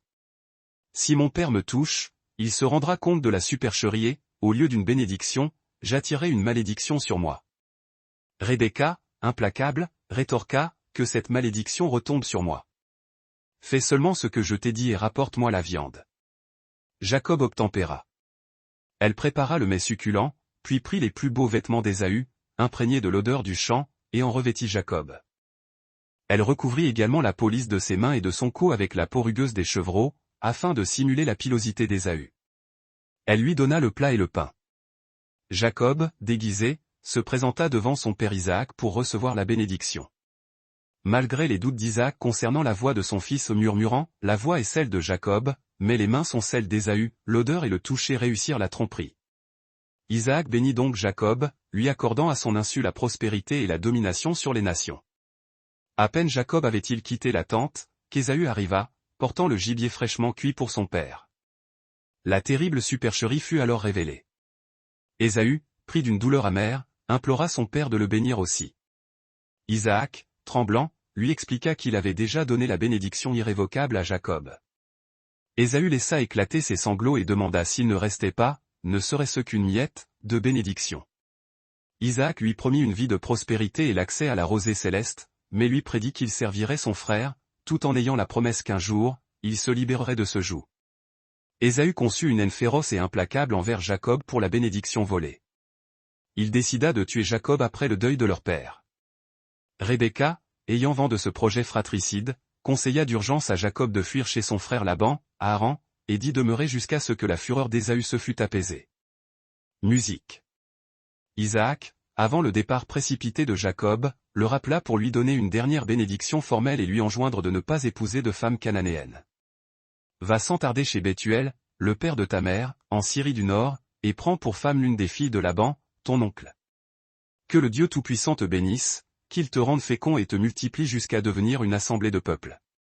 Qu'il t'accorde la bénédiction d'Abraham, afin que tu possèdes cette terre où nous vivons maintenant en étrangers. Isaac envoya ainsi Jacob chez Laban. Au cours de son voyage solitaire vers Haran, Jacob s'arrêta pour la nuit, utilisant une pierre brute comme oreiller. Là, il eut un songe mémorable, il vit une échelle majestueuse reliant la terre au ciel, par laquelle les anges de Dieu montaient et descendaient sans cesse. L'Éternel se tenait au sommet et lui parla, renouvelant l'alliance faite à ses aïeux, promesse de terre, de postérité innombrable et de protection constante. Jacob s'éveilla, saisi de crainte et d'émerveillement. Il consacra cet endroit par une libation, le nommant Béthel, maison de Dieu, jura de faire de l'Éternel son Dieu, et poursuivit sa route avec une détermination renouvelée. Arrivé près de Haran, Jacob rencontra des bergers autour d'un puits monumental. Ce fut là qu'il fit la connaissance de Rachel, la fille de Laban, qui venait faire boire son troupeau. Réalisant qu'elle était sa cousine, Jacob, dans un élan de force et d'affection, roula la lourde pierre de l'ouverture du puits et abreuva les bêtes. Laban, informé de l'arrivée du fils de sa sœur, accourut, étreignit Jacob, l'embrassa et le conduisit chez lui. Jacob relata tous les événements qui l'avaient forcé à fuir. Laban, enchanté, reconnut en lui son propre sang. Jacob resta un mois entier, s'intégrant au travail. Laban lui proposa alors un arrangement salarial, arguant qu'il n'était pas juste que son neveu travaille gratuitement. Laban avait 2 filles, l'aînée, Léa, avait le regard doux mais le physique effacé. La cadette, Rachel, était d'une beauté éblouissante et d'une prestance remarquable. Jacob tomba éperdument amoureux de Rachel. Il déclara à Laban, « Je te servirai pendant cette année entière en échange de la main de ta fille Rachel. » Laban accepta, préférant le marier à un membre de sa famille. Ces 7 années de service passèrent comme quelques jours, tant l'amour que Jacob portait à Rachel était intense. Les 7 années achevées, Jacob exigea sa récompense nuptiale, « Donne-moi Rachel, car mon terme est accompli. » Laban organisa un grand festin, une fête de mariage somptueuse. Mais profitant de l'obscurité et peut-être de l'ivresse, Laban accomplit une ruse cruelle, il amena sa fille aînée, Léa, sous le voile nuptial, et ce fut elle que Jacob épousa sans le savoir. Au matin, l'horreur de la tromperie frappa Jacob, il s'aperçut avec stupeur que c'était Léa. Furieux, il reprocha amèrement à Laban, « Pourquoi m'as-tu trompé? N'est-ce pas pour Rachel que j'ai servi 7 ans ?» Laban se justifia par la coutume locale, il n'est pas d'usage, dans notre contrée, de marier la cadette avant l'aînée. Achève la semaine de noces avec Léa, et je te donnerai aussi Rachel, mais à condition que tu me serves encore 7 autres années. Jacob accepta, dévoré par son amour pour Rachel. Il acheva la semaine avec Léa, puis Laban lui accorda Rachel. Jacob aimait Rachel passionnément, infiniment plus qu'il n'aimait Léa. Il servit donc Laban fidèlement pour ces 7 années supplémentaires. Musique. Jacob se retrouva donc marié aux 2 sœurs, mais la préférence pour Rachel était manifeste, ce qui laissait Léa dans l'ombre et le chagrin. Voyant que Léa n'était pas aimée, l'Éternel ouvrit son sein, et elle donna à Jacob ses premiers fils, Ruben, voyez, un fils, Siméon, exaucement, Lévi, attachement, et Judas, louange. Rachel, stérile et consumée par la jalousie envers sa sœur, donna sa servante Bila à Jacob pour qu'elle enfante à sa place. Bila mit au monde Dan et Nephtali. Pour rivaliser, Léa fit de même et offrit à Jacob sa servante Zilpa, qui lui donna Gad et Azer. Léa concevait encore, elle donna naissance à Issachar, Zabulon, et enfin une fille, Dina. Finalement, Dieu se souvint de Rachel. Elle devint enceinte et donna naissance à Joseph, qu'il ajoute, y voyant un signe de la faveur divine mettant fin à sa stérilité. Après 2 décennies passées à servir Laban, 20 années de dur labeur et de tromperies répétées, Jacob décida qu'il était temps de partir. Sa richesse croissante en bétail avait éveillé la jalousie et l'animosité des fils de Laban. Dieu lui-même commanda à Jacob de retourner à la terre de ses pères. Jacob s'enfuit secrètement avec toute sa famille, ses biens et ses troupeaux. À l'insu de Jacob, Rachel déroba les idoles domestiques, les téraphim, de son père Laban. Laban, furieux, se lança à leur poursuite, accusant Jacob du vol. Grâce à la ruse de Rachel, qui cacha les idoles, Laban échoua à les retrouver. Jacob, après avoir confronté Laban, conclut avec lui un pacte de non-agression, élevant un monument pour sceller leur entente mutuelle. Ils se séparèrent enfin, et Jacob reprit le chemin de Canaan. Jacob, se préparant à rencontrer son frère Ésaü, envoya des messagers en avant pour l'informer de son retour imminent. Craignant la colère et la vengeance longtemps nourrie d'Ésaü, Jacob pria ardemment Dieu pour sa protection. Cette nuit-là, il lutta contre un homme mystérieux, un ange ou une manifestation divine et refusa de le lâcher sans avoir reçu une bénédiction. L'homme frappa Jacob à la hanche, le blessant, mais Jacob persévéra et fut renommé Israël, celui qui lutte avec Dieu, en signe de son combat et de sa victoire spirituelle. Jacob et Ésaü se rencontrèrent après tant d'années de séparation et de haine. Jacob, appréhensif, s'approcha d'Ésaü avec une humble déférence. À sa grande surprise, Ésaü l'accueillit avec chaleur, l'embrassant, scellant ainsi leur réconciliation. Jacob offrit à Ésaü de nombreux cadeaux en gage de bonne volonté. Ésaü les refusa d'abord, puis les accepta. Les frères se séparèrent en bons termes, Ésaü retournant à Séhir et Jacob s'installant à Sukkot. Applaudissements et musique, applaudissements et musique. Dina, la fille de Jacob et Léa, se rendit visiter les femmes de la région. Elle fut aperçue par Sichem, fils de Hamor le Hivien, prince de cette contrée. Sichem la prit et la viola, mais ensuite, il fut tellement épris d'elle qu'il commença à lui parler avec tendresse et affection. Sichem demanda même à son père d'arranger un mariage avec elle. Jacob, ayant appris que Sichem avait déshonoré et violé sa fille, Dina, resta calme et n'agit pas tant que ses fils, qui étaient au champ avec le bétail, ne furent pas rentrés. Pendant ce temps, Hamor, le père de Sichem, était venu pour parler à Jacob et négocier le mariage. Quand les fils de Jacob revinrent des champs et apprirent l'affront fait à leur sœur, ils furent saisis d'une colère terrible. Hamor dit à Jacob et à ses fils, « Mon fils Sichem est profondément attaché à Dina. Je vous prie de la lui donner pour femme.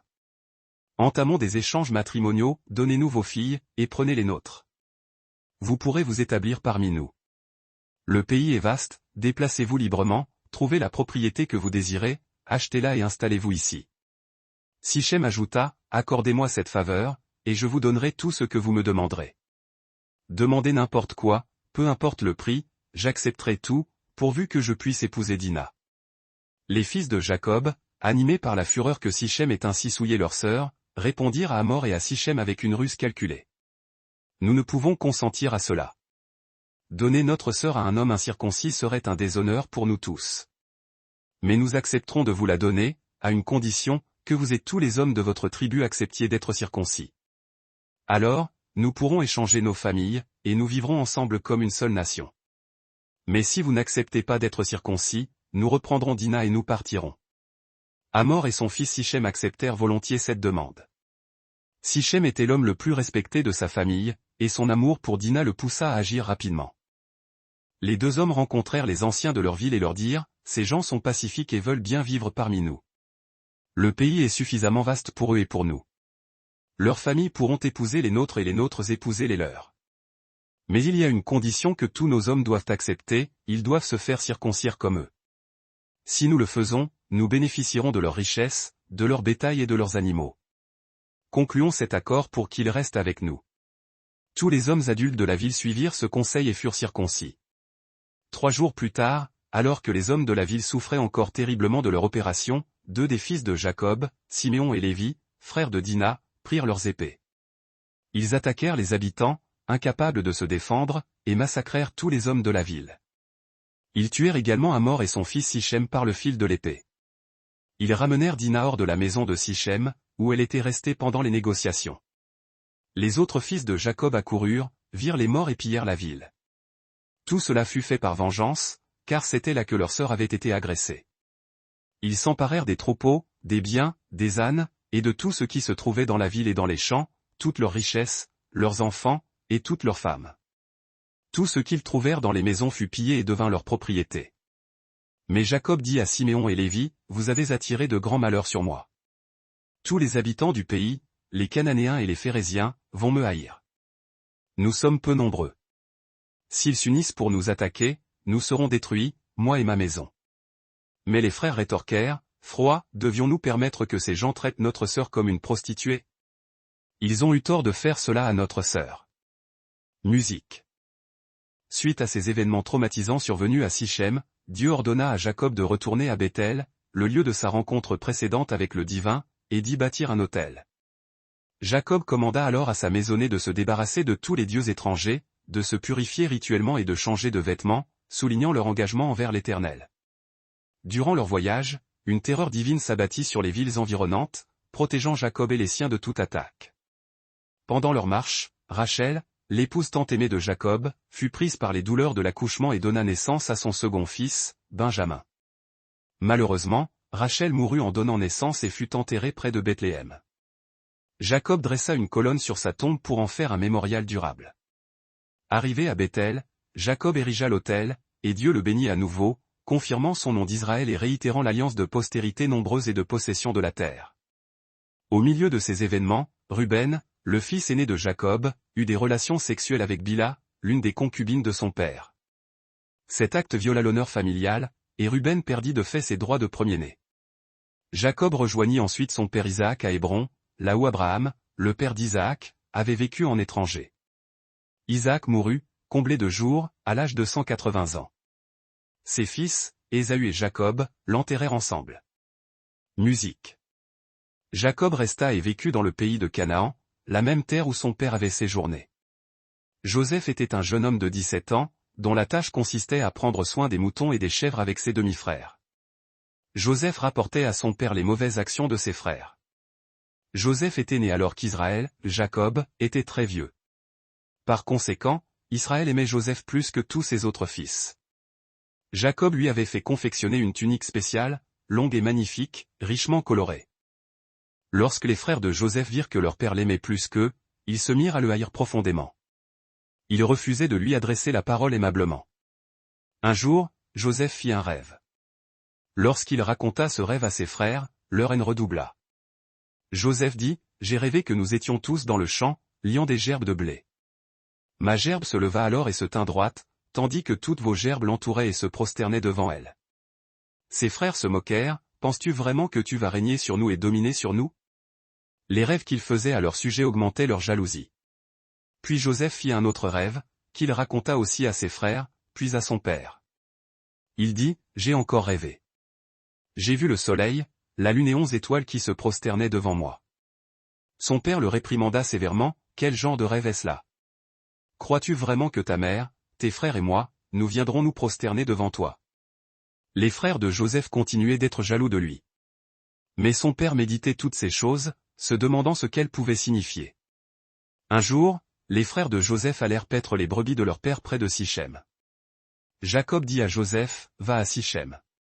Tes frères sont là-bas avec mon troupeau. » Joseph répondit, « J'y vais. » Son père lui dit, « Va voir si tes frères et le troupeau sont en sécurité. Reviens et dis-moi si mes brebis sont. » C'est ainsi que Joseph fut envoyé par son père depuis la vallée fertile d'Hébron, pour une longue et pénible marche vers Sichem. Là, le jeune homme, seul et inexpérimenté, se perdit dans l'immensité des pâturages. Un homme, le voyant errer, l'interpella, curieux, « Que cherches-tu ici ?» Joseph, anxieux, répondit, « Je cherche mes frères, les bergers. Pourriez-vous m'indiquer où ils mènent paître leurs troupeaux ?» L'homme lui apprit alors, « Ils sont partis d'ici. Je les ai entendus dire qu'ils se dirigeaient vers Dothan. » Sans hésiter, Joseph se lança à leur suite et finit par les localiser dans les plaines de Dothan. Ses frères l'aperçurent de loin, et la longue tunique multicolore qu'il portait, signe évident de la préférence de leur père, ne fit qu'attiser leur rancœur. Avant même qu'ils ne soient à portée de voix, la haine les unit dans un projet sinistre. Ils complotèrent de l'assassiner. Ils se dirent entre eux, avec une froide malice, « Voici le maître des songes qui arrive. C'est le moment de nous débarrasser de lui, pendant que nous le pouvons. Jetons son corps dans l'une de ces citernes desséchées et nous ferons croire à notre père qu'une bête féroce l'a dévoré. Ainsi, nous verrons ce qu'il adviendra de ces fameux rêves. » Cependant, Ruben, mu par un reste de conscience fraternelle, voulut le sauver. Il intervint, « Ne versons pas de sang. Jetons-le simplement dans cette citerne, ici, dans le désert, mais n'entachons pas nos mains de meurtre. » Ruben avait secrètement l'intention de le délivrer plus tard et de le renvoyer, sain et sauf, auprès de leur père. Dès que Joseph les rejoignit, ils s'abattirent sur lui avec violence, lui arrachèrent sa magnifique et longue tunique, le manteau de l'élection, puis le précipitèrent dans un puits vide et asséché. Alors que Joseph gisait au fond de l'abîme, les frères s'assirent non loin pour prendre leur repas, dans une indifférence glaçante. Levant les yeux, ils aperçurent une caravane d'Ismaélites et de Madianites, des marchands se dirigeant du pays de Galade vers l'Égypte. Leurs chameaux étaient lourdement chargés d'aromates précieux, de baume et de myrrhe, toutes sortes de richesses destinées au marché égyptien. Judas s'adressa alors à ses frères, « Quel bénéfice tirerons-nous à tuer notre propre frère et à dissimuler son crime? Nous y gagnerons bien plus en le vendant à ces marchands. De cette manière, nous n'aurons pas la culpabilité d'avoir attenté à la vie de notre sang. » Les autres acquiescèrent à cette proposition cynique et intéressée. Lorsque les marchands madianites passèrent, les frères sortirent Joseph de la citerne et le vendirent pour 20 sicles d'argent. Les marchands l'emmenèrent vers l'Égypte. À ce moment-là, Ruben était absent. Quand il revint au puits, il constata, horrifié, que Joseph n'y était plus. Déchirant ses vêtements, geste de désespoir le plus profond, il se précipita vers ses frères, leur demandant, anéanti, « L'enfant n'est plus là. Et moi, où irai-je » Les frères s'entendirent pour accomplir une mise en scène macabre. Ils égorgèrent un bouc et trempèrent la splendide tunique de Joseph dans le sang de l'animal. Ils apportèrent ensuite le manteau souillé à leur père, lui demandant d'une voix feinte, « Nous avons trouvé ceci. Est-ce bien la tunique de ton fils Joseph ?» Le père la reconnut immédiatement. « C'est sa tunique, en effet, » s'écria Jacob, le cœur brisé. « Une bête féroce l'a dévoré. Joseph, mon fils, a été mis en pièces. » La douleur fut si intense que Jacob déchira ses propres vêtements, revêtit le sac, l'étoffe de deuil, et pleura son fils bien-aimé pendant une période interminable.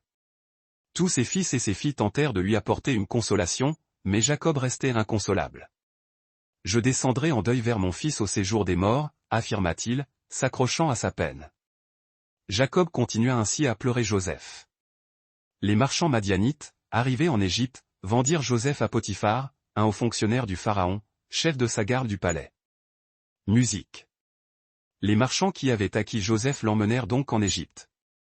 Ils le vendirent au capitaine de la garde de Pharaon, nommé Potiphar. Malgré la tragédie de son esclavage, l'Éternel était avec Joseph, et il devint un homme extrêmement prospère. Joseph s'installa dans la maison de son maître égyptien, Potiphar. Potiphar comprit rapidement que la présence de l'Éternel accompagnait Joseph et qu'il faisait réussir tout ce qu'il entreprenait. Potiphar accorda une grande faveur à Joseph. Il le fit son intendant personnel et lui donna la responsabilité d'administrer toute sa maisonnée. Joseph devint le maître absolu de tout ce que possédait Potiphar.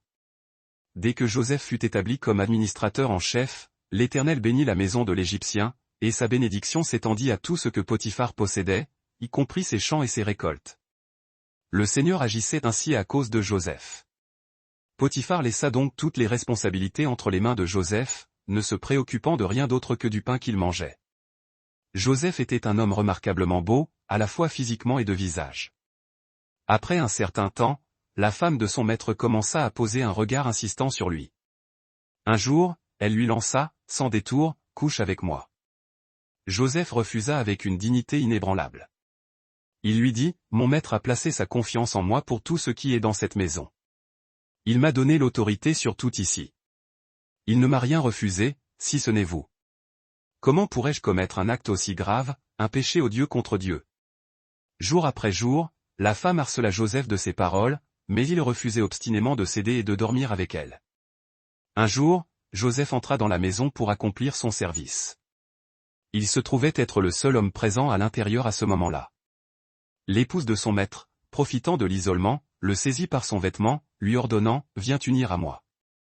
Mais Joseph se dégagea brusquement et s'enfuit hors de la maison, laissant sa tunique dans la main de la femme. Voyant qu'il s'était échappé en laissant la preuve de sa fuite entre ses mains, elle appela les domestiques et, criant à l'injustice, elle leur dit « Regardez. Ce Hébreu, que mon mari nous a amené, est venu pour nous couvrir de honte. Il a tenté de m'agresser, mais j'ai hurlé de toutes mes forces. Quand il m'a entendu crier, il a pris la fuite et a laissé ici son vêtement. » Elle garda la tunique de Joseph jusqu'au retour de son mari. Puis elle lui rapporta la même version, falsifiée, « Ton esclave hébreu a tenté de me violer.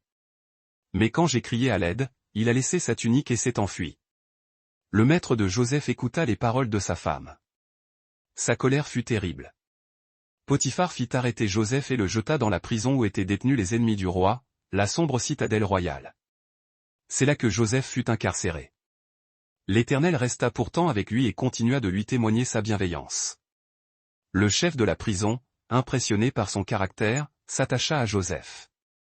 Le commandant le nomma responsable de tous les prisonniers, faisant de lui leur surveillant, tout en accomplissant lui-même les tâches les plus humbles. Le chef de la garde avait une confiance totale en Joseph pour tout ce qui se passait dans l'établissement. Cela se produisait parce que l'Éternel était avec Joseph, et il faisait réussir tout ce qu'il entreprenait.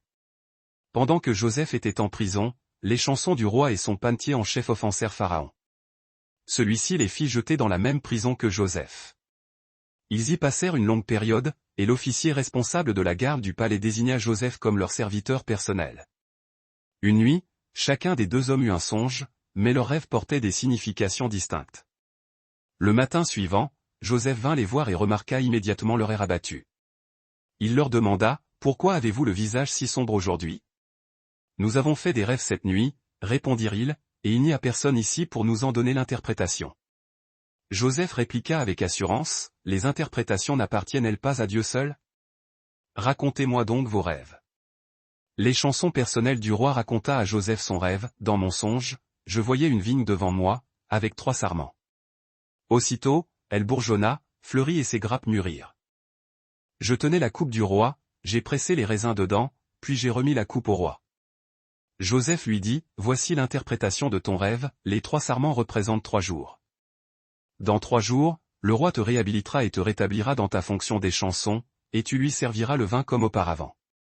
Mais quand ce bonheur te sera arrivé, je te prie de te souvenir de moi auprès du roi, pour que je puisse être délivré de cet endroit. Car j'ai été enlevé de force du pays des Hébreux, et ici en Égypte, je n'ai absolument rien fait pour mériter d'être jeté en prison. » Voyant que Joseph avait donné une interprétation favorable, le panetier en chef dit aussi à Joseph, « Moi aussi, j'ai rêvé. Je portais sur ma tête 3 corbeilles de pain empilées. La corbeille supérieure contenait toutes sortes de pâtisseries pour le roi, mais les oiseaux venaient les manger. Joseph répondit, « Voici l'interprétation de ton rêve, les 3 corbeilles sont 3 jours. Dans 3 jours, le roi te fera couper la tête. Il fera pendre ton corps à un poteau et les oiseaux viendront le picorer. » 3 jours plus tard, c'était l'anniversaire du roi, qui organisa un banquet pour tous ses officiers. Il fit comparaître les chansons et le panetier. Le premier fut rétabli dans ses fonctions, le second fut pendu, exactement comme Joseph l'avait annoncé. Cependant, l'échanson royal oublia complètement Joseph, ne se souvenant pas de sa promesse. 2 années s'écoulèrent ainsi. Le pharaon d'Égypte eut un songe. Il se tenait au bord du Nil, le fleuve nourricier. Soudain, 7 vaches d'une belle apparence et très grasses montèrent hors du fleuve et se mirent à brouter l'herbe le long de la rive. Puis, 7 autres vaches, affreuses et décharnées, montèrent à leur tour et dévorèrent les 7 vaches grasses et saines. Sur ce, le pharaon se réveilla, le cœur battant. Il se rendormit et fit un second rêve. Cette fois, 7 épis pleins et magnifiques poussaient sur une seule tige. Ensuite, 7 autres épis firent leur apparition, mais ils étaient maigres, chétifs et brûlés par un vent brûlant du désert. Les épis maigres engloutirent les 7 épis pleins. À nouveau, le pharaon se réveilla, comprenant que ce n'était qu'un rêve, mais un rêve terrifiant. Au matin, l'esprit du pharaon était agité. Il convoqua tous ses magiciens et ses sages. Il leur raconta ses songes, mais aucun d'eux ne fut capable de lui en donner la signification.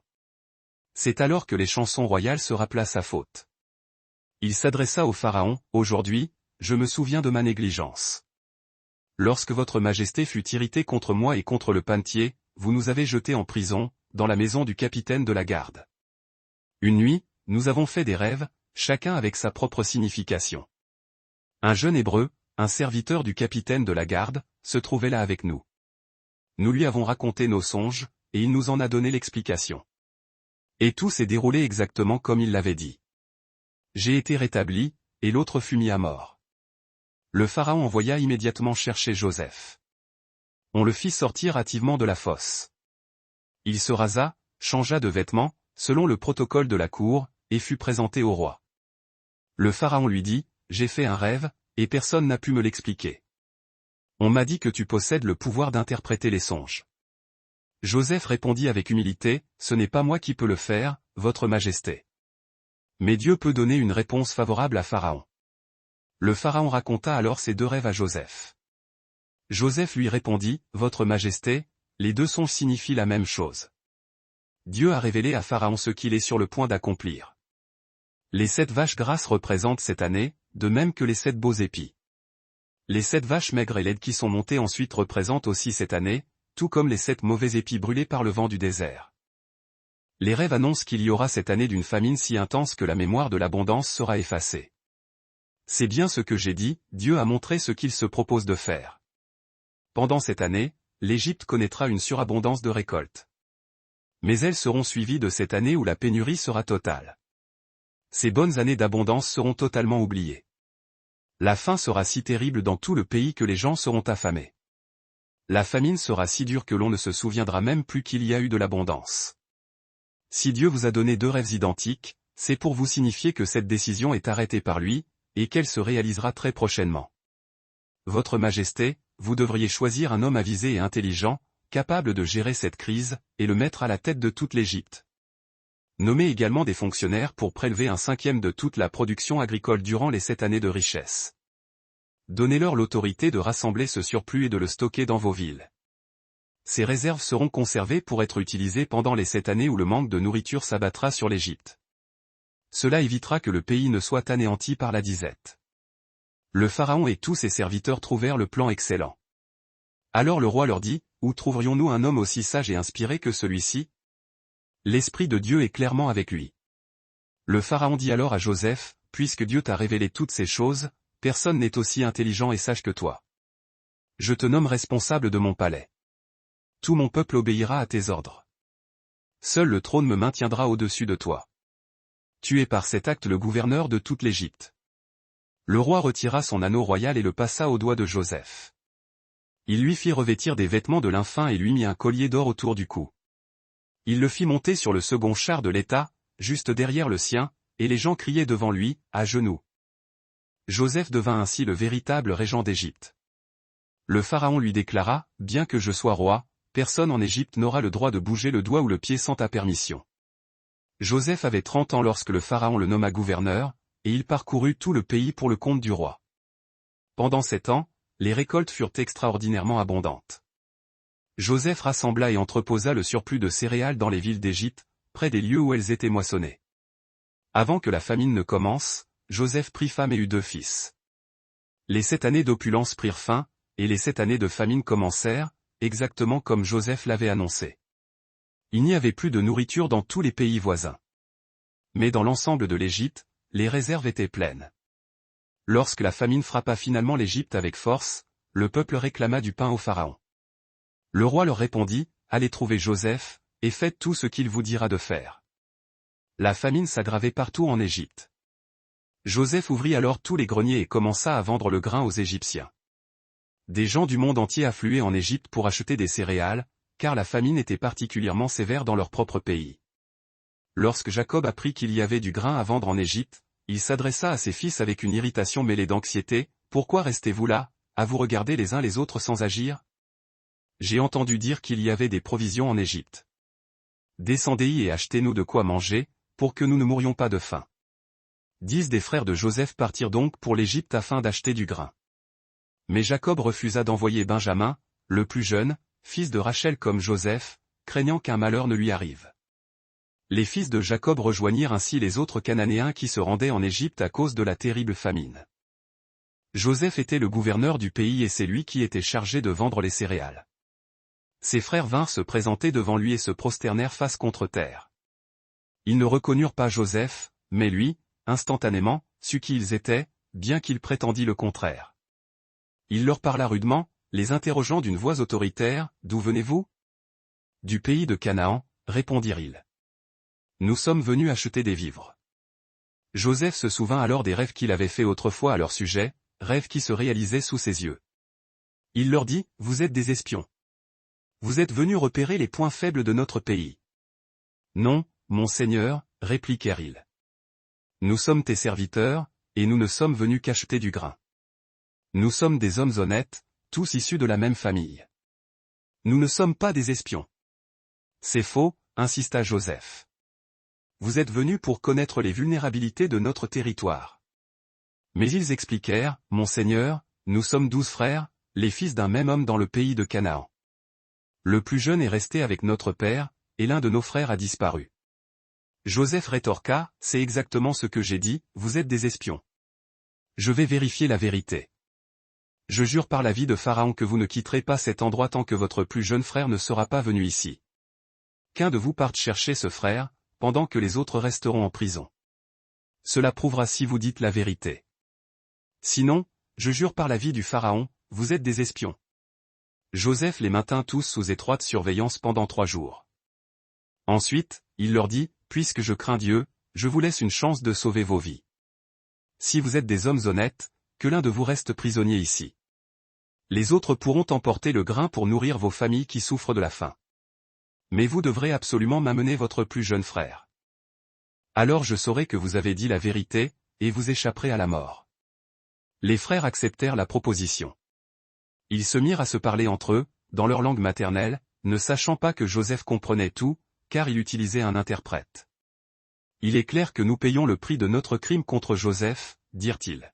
« Nous avons vu sa détresse et l'angoisse de son âme lorsqu'il nous suppliait, mais nous n'avons pas voulu l'écouter.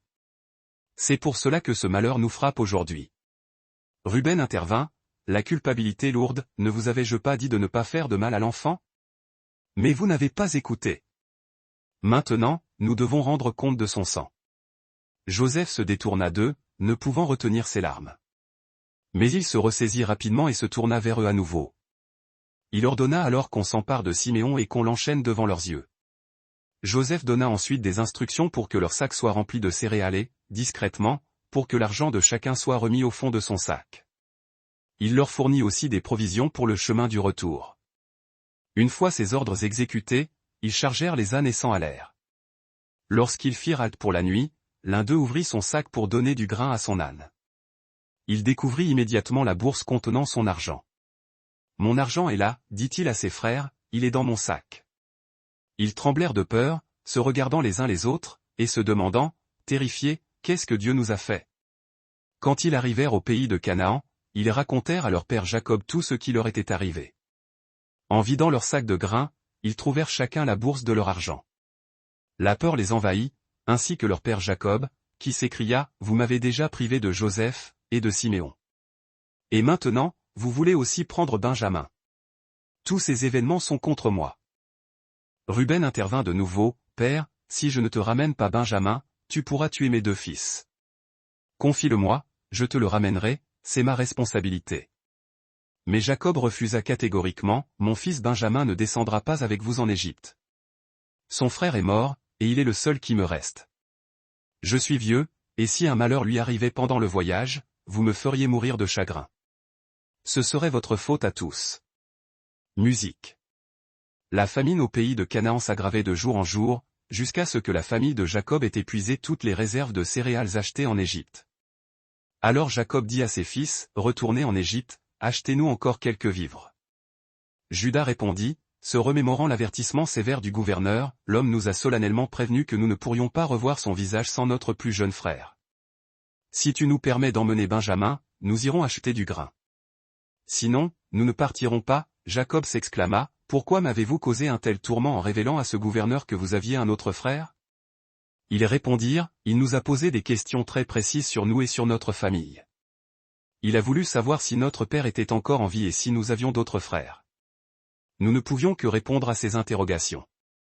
Comment pouvions-nous savoir qu'il exigerait que nous amenions notre frère?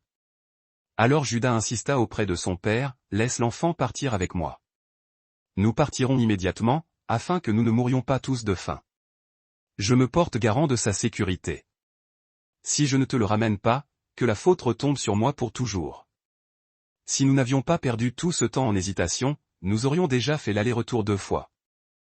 Leur père Jacob, résigné, leur dit, s'il doit en être ainsi, et si Benjamin doit partir avec vous, alors faites ceci, prenez dans vos bagages quelques-uns des meilleurs produits de notre pays et offrez-les en cadeau au gouverneur, un peu de baume, un peu de miel, des épices aromatiques, des pistaches et des amandes. Et emportez le double de la somme pour le grain, car il y a eu une erreur lorsque l'argent a été replacé dans vos sacs. Prenez Benjamin avec vous et partez sans tarder. Lorsque vous vous présenterez devant le gouverneur, je prie que le Dieu Tout-Puissant vous accorde sa miséricorde, afin que le gouverneur vous rende votre autre frère et Benjamin. Mais si je dois perdre mes enfants, alors il faudra que j'accepte le sort qui m'attend. Les frères s'étaient mis en route, emportant les présents choisis avec soin, le double de la somme initiale, et, ce qui comptait par-dessus tout, le jeune Benjamin. Ils se hâtèrent vers la terre d'Égypte. Dès qu'ils se tinrent devant l'homme puissant qui gouvernait ce royaume, l'Égyptien reconnut immédiatement son frère Benjamin. Ému, Joseph donna l'ordre au régisseur de sa maison, le chef des serviteurs, mène ces hommes chez moi. Qu'on prépare un festin, qu'on égorge une bête et qu'on cuisine un repas somptueux afin qu'ils mangent avec moi à midi. Le régisseur obéit scrupuleusement, conduisant les hommes vers la vaste demeure de Joseph. Mais chemin faisant, l'anxiété serra le cœur des frères. Ils se murmuraient, tremblants, c'est à cause de l'argent remis dans nos sacs la dernière fois que nous sommes emmenés là. Il va nous sauter dessus, nous arrêter, nous réduire en esclavage et s'emparer de nos ânes. Arrivés au seuil de la résidence de Joseph, ils s'adressèrent au régisseur avec des gestes d'humilité et une peur visible, « Monseigneur, nous sommes déjà venus en Égypte une première fois pour acheter du grain. Mais lorsque nous nous sommes arrêtés pour passer la nuit, nous avons découvert dans chacun de nos sacs la somme exacte que nous avions payée. Nous avons ramené cet argent, ainsi que suffisamment pour acheter plus de provisions. Nous ignorons totalement qui a replacé cette monnaie dans nos besaces. » Soyez en paix, répondit le régisseur, l'air serein. Ne vous inquiétez pas. C'est sans doute le Dieu que vous et votre père vénéré qui a déposé ce trésor pour vous, car pour ma part, j'ai bien reçu la totalité de votre paiement. Sur cette assurance inattendue, il leur ramena Siméon, libéré de sa prison, ce qui apaisa un peu les esprits. Le régisseur les introduisit dans la maison de Joseph, leur offrit de l'eau pour qu'ils se lavent les pieds poussiéreux du voyage, et prit soin de leur monture. Les frères préparèrent les cadeaux destinés à Joseph, s'attendant à la rencontre de midi. Quand Joseph rentra chez lui, ils lui présentèrent les présents qu'ils avaient apportés de Canaan, et se prosternèrent devant lui jusqu'à terre, selon les coutumes égyptiennes. Après s'être enquis de leur bien-être général, Joseph demanda, le cœur battant, « Comment va votre père âgé? Est-il toujours en vie? » « Votre serviteur, notre père, est toujours en vie et se porte bien, répondirent-ils. Et une fois de plus, ils s'inclinèrent profondément devant l'homme qui les gouvernait. Jetant un regard autour de lui, Joseph aperçut Benjamin, le fils de sa propre mère, son véritable frère, et dit avec émotion, « Est-ce là votre plus jeune frère, celui dont vous m'aviez parlé? Que Dieu vous bénisse, mon fils. Submergé par l'amour fraternel et le souvenir douloureux de leur séparation, Joseph s'éloigna précipitamment.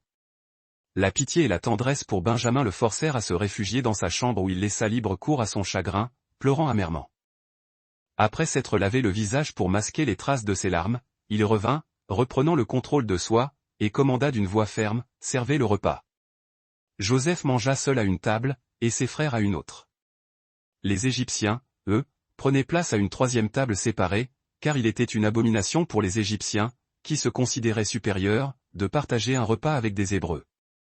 À la grande surprise des frères, on les fit asseoir devant Joseph selon leur âge, de l'aîné au plus jeune, une démonstration troublante de connaissances secrètes. On leur servit des plats provenant de la table de Joseph, mais Benjamin reçut une portion 5 fois plus grande que celle de chacun de ses frères. Ainsi, les fils d'Israël mangèrent et burent en compagnie du vizir, et la gaieté revint dans leur cœur malgré les mystères entourant leur hôte.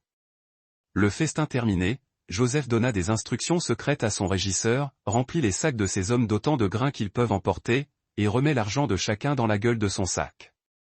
Et tu placeras ma coupe d'argent, ma précieuse coupe de divination, dans le sac du plus jeune. Le serviteur exécuta l'ordre sans discuter, préparant la scène du drame à venir. Tôt le lendemain matin, les hommes furent renvoyés avec leurs ânes chargés. Il n'était pas encore loin de la ville que Joseph dit à son serviteur, « Poursuis ces hommes. Quand tu les auras rattrapés, tu leur diras, « Mon maître vous a tant favorisé et vous a nourri, pourquoi avez-vous donc volé sa coupe d'argent? Non seulement il boit dans cette coupe, mais il s'en sert aussi pour percer les secrets de l'avenir. Vous avez commis un acte odieux. » L'intendant de Joseph les rattrapa et les accusa du vol.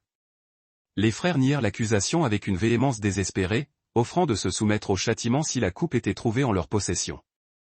L'intendant fouilla leurs sacs, commençant par l'aîné, Ruben, et finissant par Benjamin, chez qui la coupe fut découverte, comme l'avait ordonné Joseph. Désemparés et déchirés par la détresse, se voyant déjà accablés par la culpabilité, les frères retournèrent à la maison de Joseph, se jetant à ses pieds. Joseph, pour tester leur loyauté envers le plus jeune, leur dit, le visage impassible, « Je n'infligerai jamais un tel châtiment à vous tous. Seul celui qui a été trouvé avec la coupe deviendra mon esclave ici en Égypte. Le reste d'entre vous est libre de rentrer chez votre père. » Alors Judas s'avança, se dressant pour défendre Benjamin avec une éloquence poignante, conscient qu'il portait la responsabilité du serment fait à Jacob. Il dit, « Mon Seigneur, tu as une puissance égale à celle du roi lui-même, et je ne suis que ton humble esclave. Je te prie, ne te fâche pas si je prends la parole, car ma vie est liée à celle de ce garçon. Tu nous as demandé si notre père vivait encore et si nous avions d'autres frères. Nous t'avons répondu que notre père est un homme très âgé. En fait, il était déjà vieux lorsque Benjamin est né. Le frère de Benjamin, Joseph, a péri il y a bien des années. Benjamin est donc le seul des 2 fils de sa mère qui soit encore en vie, le pilier de sa vieillesse. Et notre père l'aime d'un amour immense, un amour exclusif. Tu nous as ordonné de l'amener ici afin que tu puisses le voir de tes propres yeux, et nous t'avions averti que notre père mourrait si Benjamin le quittait. Mais tu nous avais prévenu que nous ne reverrions jamais ton visage si notre plus jeune frère ne venait pas avec nous. Judas poursuivit, le désespoir dans la voix, nous sommes retournés auprès de notre père et lui avons rapporté tes paroles inflexibles. Plus tard, notre père nous a renvoyés ici pour acheter davantage de grains, car la famine ronge nos terres. Mais nous lui avons dit, nous ne pouvons pas retourner en Égypte sans notre plus jeune frère, Benjamin. On ne nous laissera jamais voir le gouverneur s'il n'est pas avec nous. Alors notre père nous a rappelé que sa femme préférée, Rachel, lui avait donné 2 fils. L'un d'eux a disparu, et mon père croit qu'il a été déchiqueté par quelque bête sauvage. Mon père a dit, je suis un vieil homme. Si vous m'enlevez Benjamin et qu'il lui arrive malheur, je descendrai au tombeau, le cœur brisé par le chagrin. C'est pourquoi Benjamin doit revenir avec moi lorsque je retournerai auprès de mon père. Mon père l'aime tant que sa propre mort dépend de son retour. J'ai promis à mon père, j'ai juré de le ramener sain et sauf. Si je manque à ma parole, je lui ai dit qu'il pourrait me blâmer pour le reste de ma vie. Mon Seigneur, je suis ton esclave. Je t'en supplie, aie pitié, laisse-moi rester ici en Égypte à la place de Benjamin, et laisse-le rentrer chez lui avec ses frères. Comment pourrais-je revoir le visage de mon père si Benjamin n'est pas avec moi? Je ne pourrais supporter de voir mon père dans une telle affliction et mourir de douleur. Joseph ne put plus contenir son émotion. Devant l'abnégation de Judas et la preuve irréfutable de la transformation de ses frères, il renvoya tous ses serviteurs hors de la pièce, voulant être seul pour cette révélation.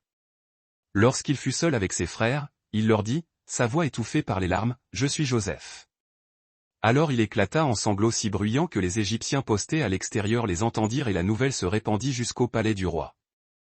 Joseph demanda à ses frères si leur père était toujours vivant, mais ils étaient terrifiés et frappés de stupeur, incapables de prononcer un seul mot. Joseph leur fit signe de s'approcher.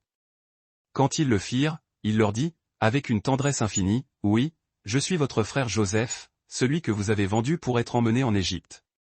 Maintenant, ne vous affligez pas et ne vous blâmez pas pour cet acte ancien. C'est Dieu qui, dans sa sagesse insondable, m'a envoyé devant vous pour sauver des vies. Il y a déjà eu 2 années de famine, et il y aura encore 5 années sans labour ni récolte. Mais Dieu m'a envoyé ici avant vous pour que vos familles survivent et pour vous sauver d'une manière merveilleuse. Ce n'est donc pas vous, mais Dieu, par un plan divin, qui m'a envoyé ici. Il a fait de moi le plus haut fonctionnaire de la cour du roi, le maître de la maison de Pharaon, et m'a établi sur toute l'Égypte. Maintenant, dépêchez-vous de retourner auprès de mon père et dites-lui que son fils Joseph lui envoie ce message, Dieu m'a fait souverain de l'Égypte. Viens ici aussi vite que tu le peux. Tu t'installeras près de moi dans la région fertile de Goshen avec tes enfants et tes petits-enfants, ainsi que ton bétail, tes chèvres, tes moutons, et tout ce que tu possèdes. Je prendrai soin de vous là-bas durant les 5 années de famine restantes. Si tu ne viens pas, toi, ta famille et tes animaux, vous mourrez de faim. Vous tous, y compris mon frère Benjamin, pouvez témoigner parce que vous voyez que je suis réellement Joseph, et non un étranger. Racontez à mon père ma grande puissance ici en Égypte et tout ce que vous avez vu de mes propres yeux. Dépêchez-vous de l'amener ici. » Joseph et Benjamin s'étreignirent en pleurant de joie et de soulagement. Joseph pleura encore longuement en embrassant chacun de ses autres frères. Après cette réconciliation profonde, ils purent enfin engager une conversation normale avec Joseph. Lorsque la nouvelle parvint au palais que les frères de Joseph étaient arrivés et que la vérité avait éclaté, le pharaon et ses serviteurs s'en réjouirent, car ils tenaient Joseph en haute estime. Le pharaon dit alors à Joseph, « Dis à tes frères de charger leurs ânes et de retourner au pays de Canaan. Dis-leur d'amener ici leur père et toute leur famille. Je leur donnerai la meilleure terre d'Égypte, les riches pâturages de Goshen, et ils pourront jouir de tout ce qu'elle produit. Dis aussi à tes frères de prendre des chariots d'Égypte pour leurs femmes et leurs enfants afin qu'ils voyagent confortablement. Et qu'ils n'oublient pas d'amener leur père. Qu'ils ne s'inquiètent pas de laisser leurs biens derrière eux, car le meilleur de toute l'Égypte leur sera donné. » Les fils de Jacob acceptèrent de faire ce que le pharaon avait commandé, avec une gratitude immense. Joseph leur fournit des chariots et des provisions abondantes pour leur voyage de retour, selon l'ordre royal. À chacun de ses frères, Joseph donna de nouveaux vêtements splendides en signe de sa richesse. Mais à Benjamin, il offrit 5 nouvelles tenues et la somme somptueuse de 300 pièces d'argent, marquant encore son affection particulière. À son père, il envoya 10 ânes chargés des meilleurs produits de l'Égypte, et 10 autres ânes chargés de grains, de pain et de vivres pour le long voyage de retour. Puis il renvoya ses frères, leur donnant un dernier avertissement, afin de préserver l'unité retrouvée, surtout, ne vous querellez pas en chemin. Les frères de Joseph quittèrent l'Égypte et arrivèrent enfin en Canaan. Ils annoncèrent à leur père, Jacob, sidéré, que Joseph était toujours vivant et qu'il était le souverain suprême de toute l'Égypte. Mais le vieil homme était tellement sous le choc que son cœur resta froid, incapable de les croire. Ils lui racontèrent alors dans le détail tout ce que Joseph leur avait dit. Quand il vit les chariots égyptiens que Joseph avait envoyés pour le transporter, l'esprit de Jacob fut ranimé par la preuve matérielle, et il dit, les larmes aux yeux, maintenant, je peux vous croire. Mon fils Joseph est vraiment vivant, et j'irai le voir avant de mourir. Jacob et toute sa famille entreprirent le long et périlleux voyage vers l'Égypte pour échapper à la famine. Dieu rassura Jacob dans une vision nocturne, renouvelant l'alliance, et Jacob offrit des sacrifices en signe de gratitude pour cette incroyable tournure des événements. En Égypte, Joseph fit les préparatifs pour rencontrer son père, et leurs retrouvailles dans la région de Goshen furent un moment d'une profonde et inoubliable émotion, couronnant des années de séparation. Joseph présenta sa famille au pharaon, et ils s'installèrent dans la riche terre de Goshen, le meilleur de l'Égypte. La famine s'aggrava sur la terre, et Joseph géra les ressources de l'Égypte avec une sagesse remarquable, achetant toutes les terres et tous les habitants pour le pharaon, à l'exception des prêtres. Il s'assura que le peuple ait de quoi se nourrir pendant la disette. Avant de mourir, Jacob bénit les fils de Joseph, Éphraïm et Manassé, les élevant au statut de ses propres fils, et prophétisa leur future grandeur. Ensuite, Jacob bénit ses 12 fils, parlant prophétiquement de leur destinée tribale. Il annonça le rôle de chef dévolu à Juda, lui accordant le sceptre, et mentionna que des hommes de la lignée de Juda seraient rois, et cette royauté ne quitterait pas sa famille jusqu'à la venue du Messie. Jacob mourut, et Joseph le pleura amèrement, observant une période de deuil intense. Joseph obtint la permission du pharaon d'enterrer Jacob en Canaan, dans le tombeau familial, exaucant ainsi la dernière et sainte volonté de son père. Après la mort de Jacob, les frères de Joseph furent de nouveau saisis par la peur. Ils craignaient que l'absence de leur père ne libère Joseph d'une contrainte morale et qu'il ne se venge de leur ancienne trahison. Mais Joseph réaffirma une fois de plus son pardon inconditionnel, expliquant que tout était dans le plan de Dieu. Il vécut pour voir ses descendants grandir et prospérer en Égypte. Avant de mourir à l'âge vénérable de 110 ans, Joseph fut embaumé selon les rites égyptiens et placé dans un cercueil dans la terre d'Égypte, scellant symboliquement la présence du peuple d'Israël, mais préparant en même temps la scène pour l'exode futur des Israélites, avec la promesse que ses ossements seraient emportés.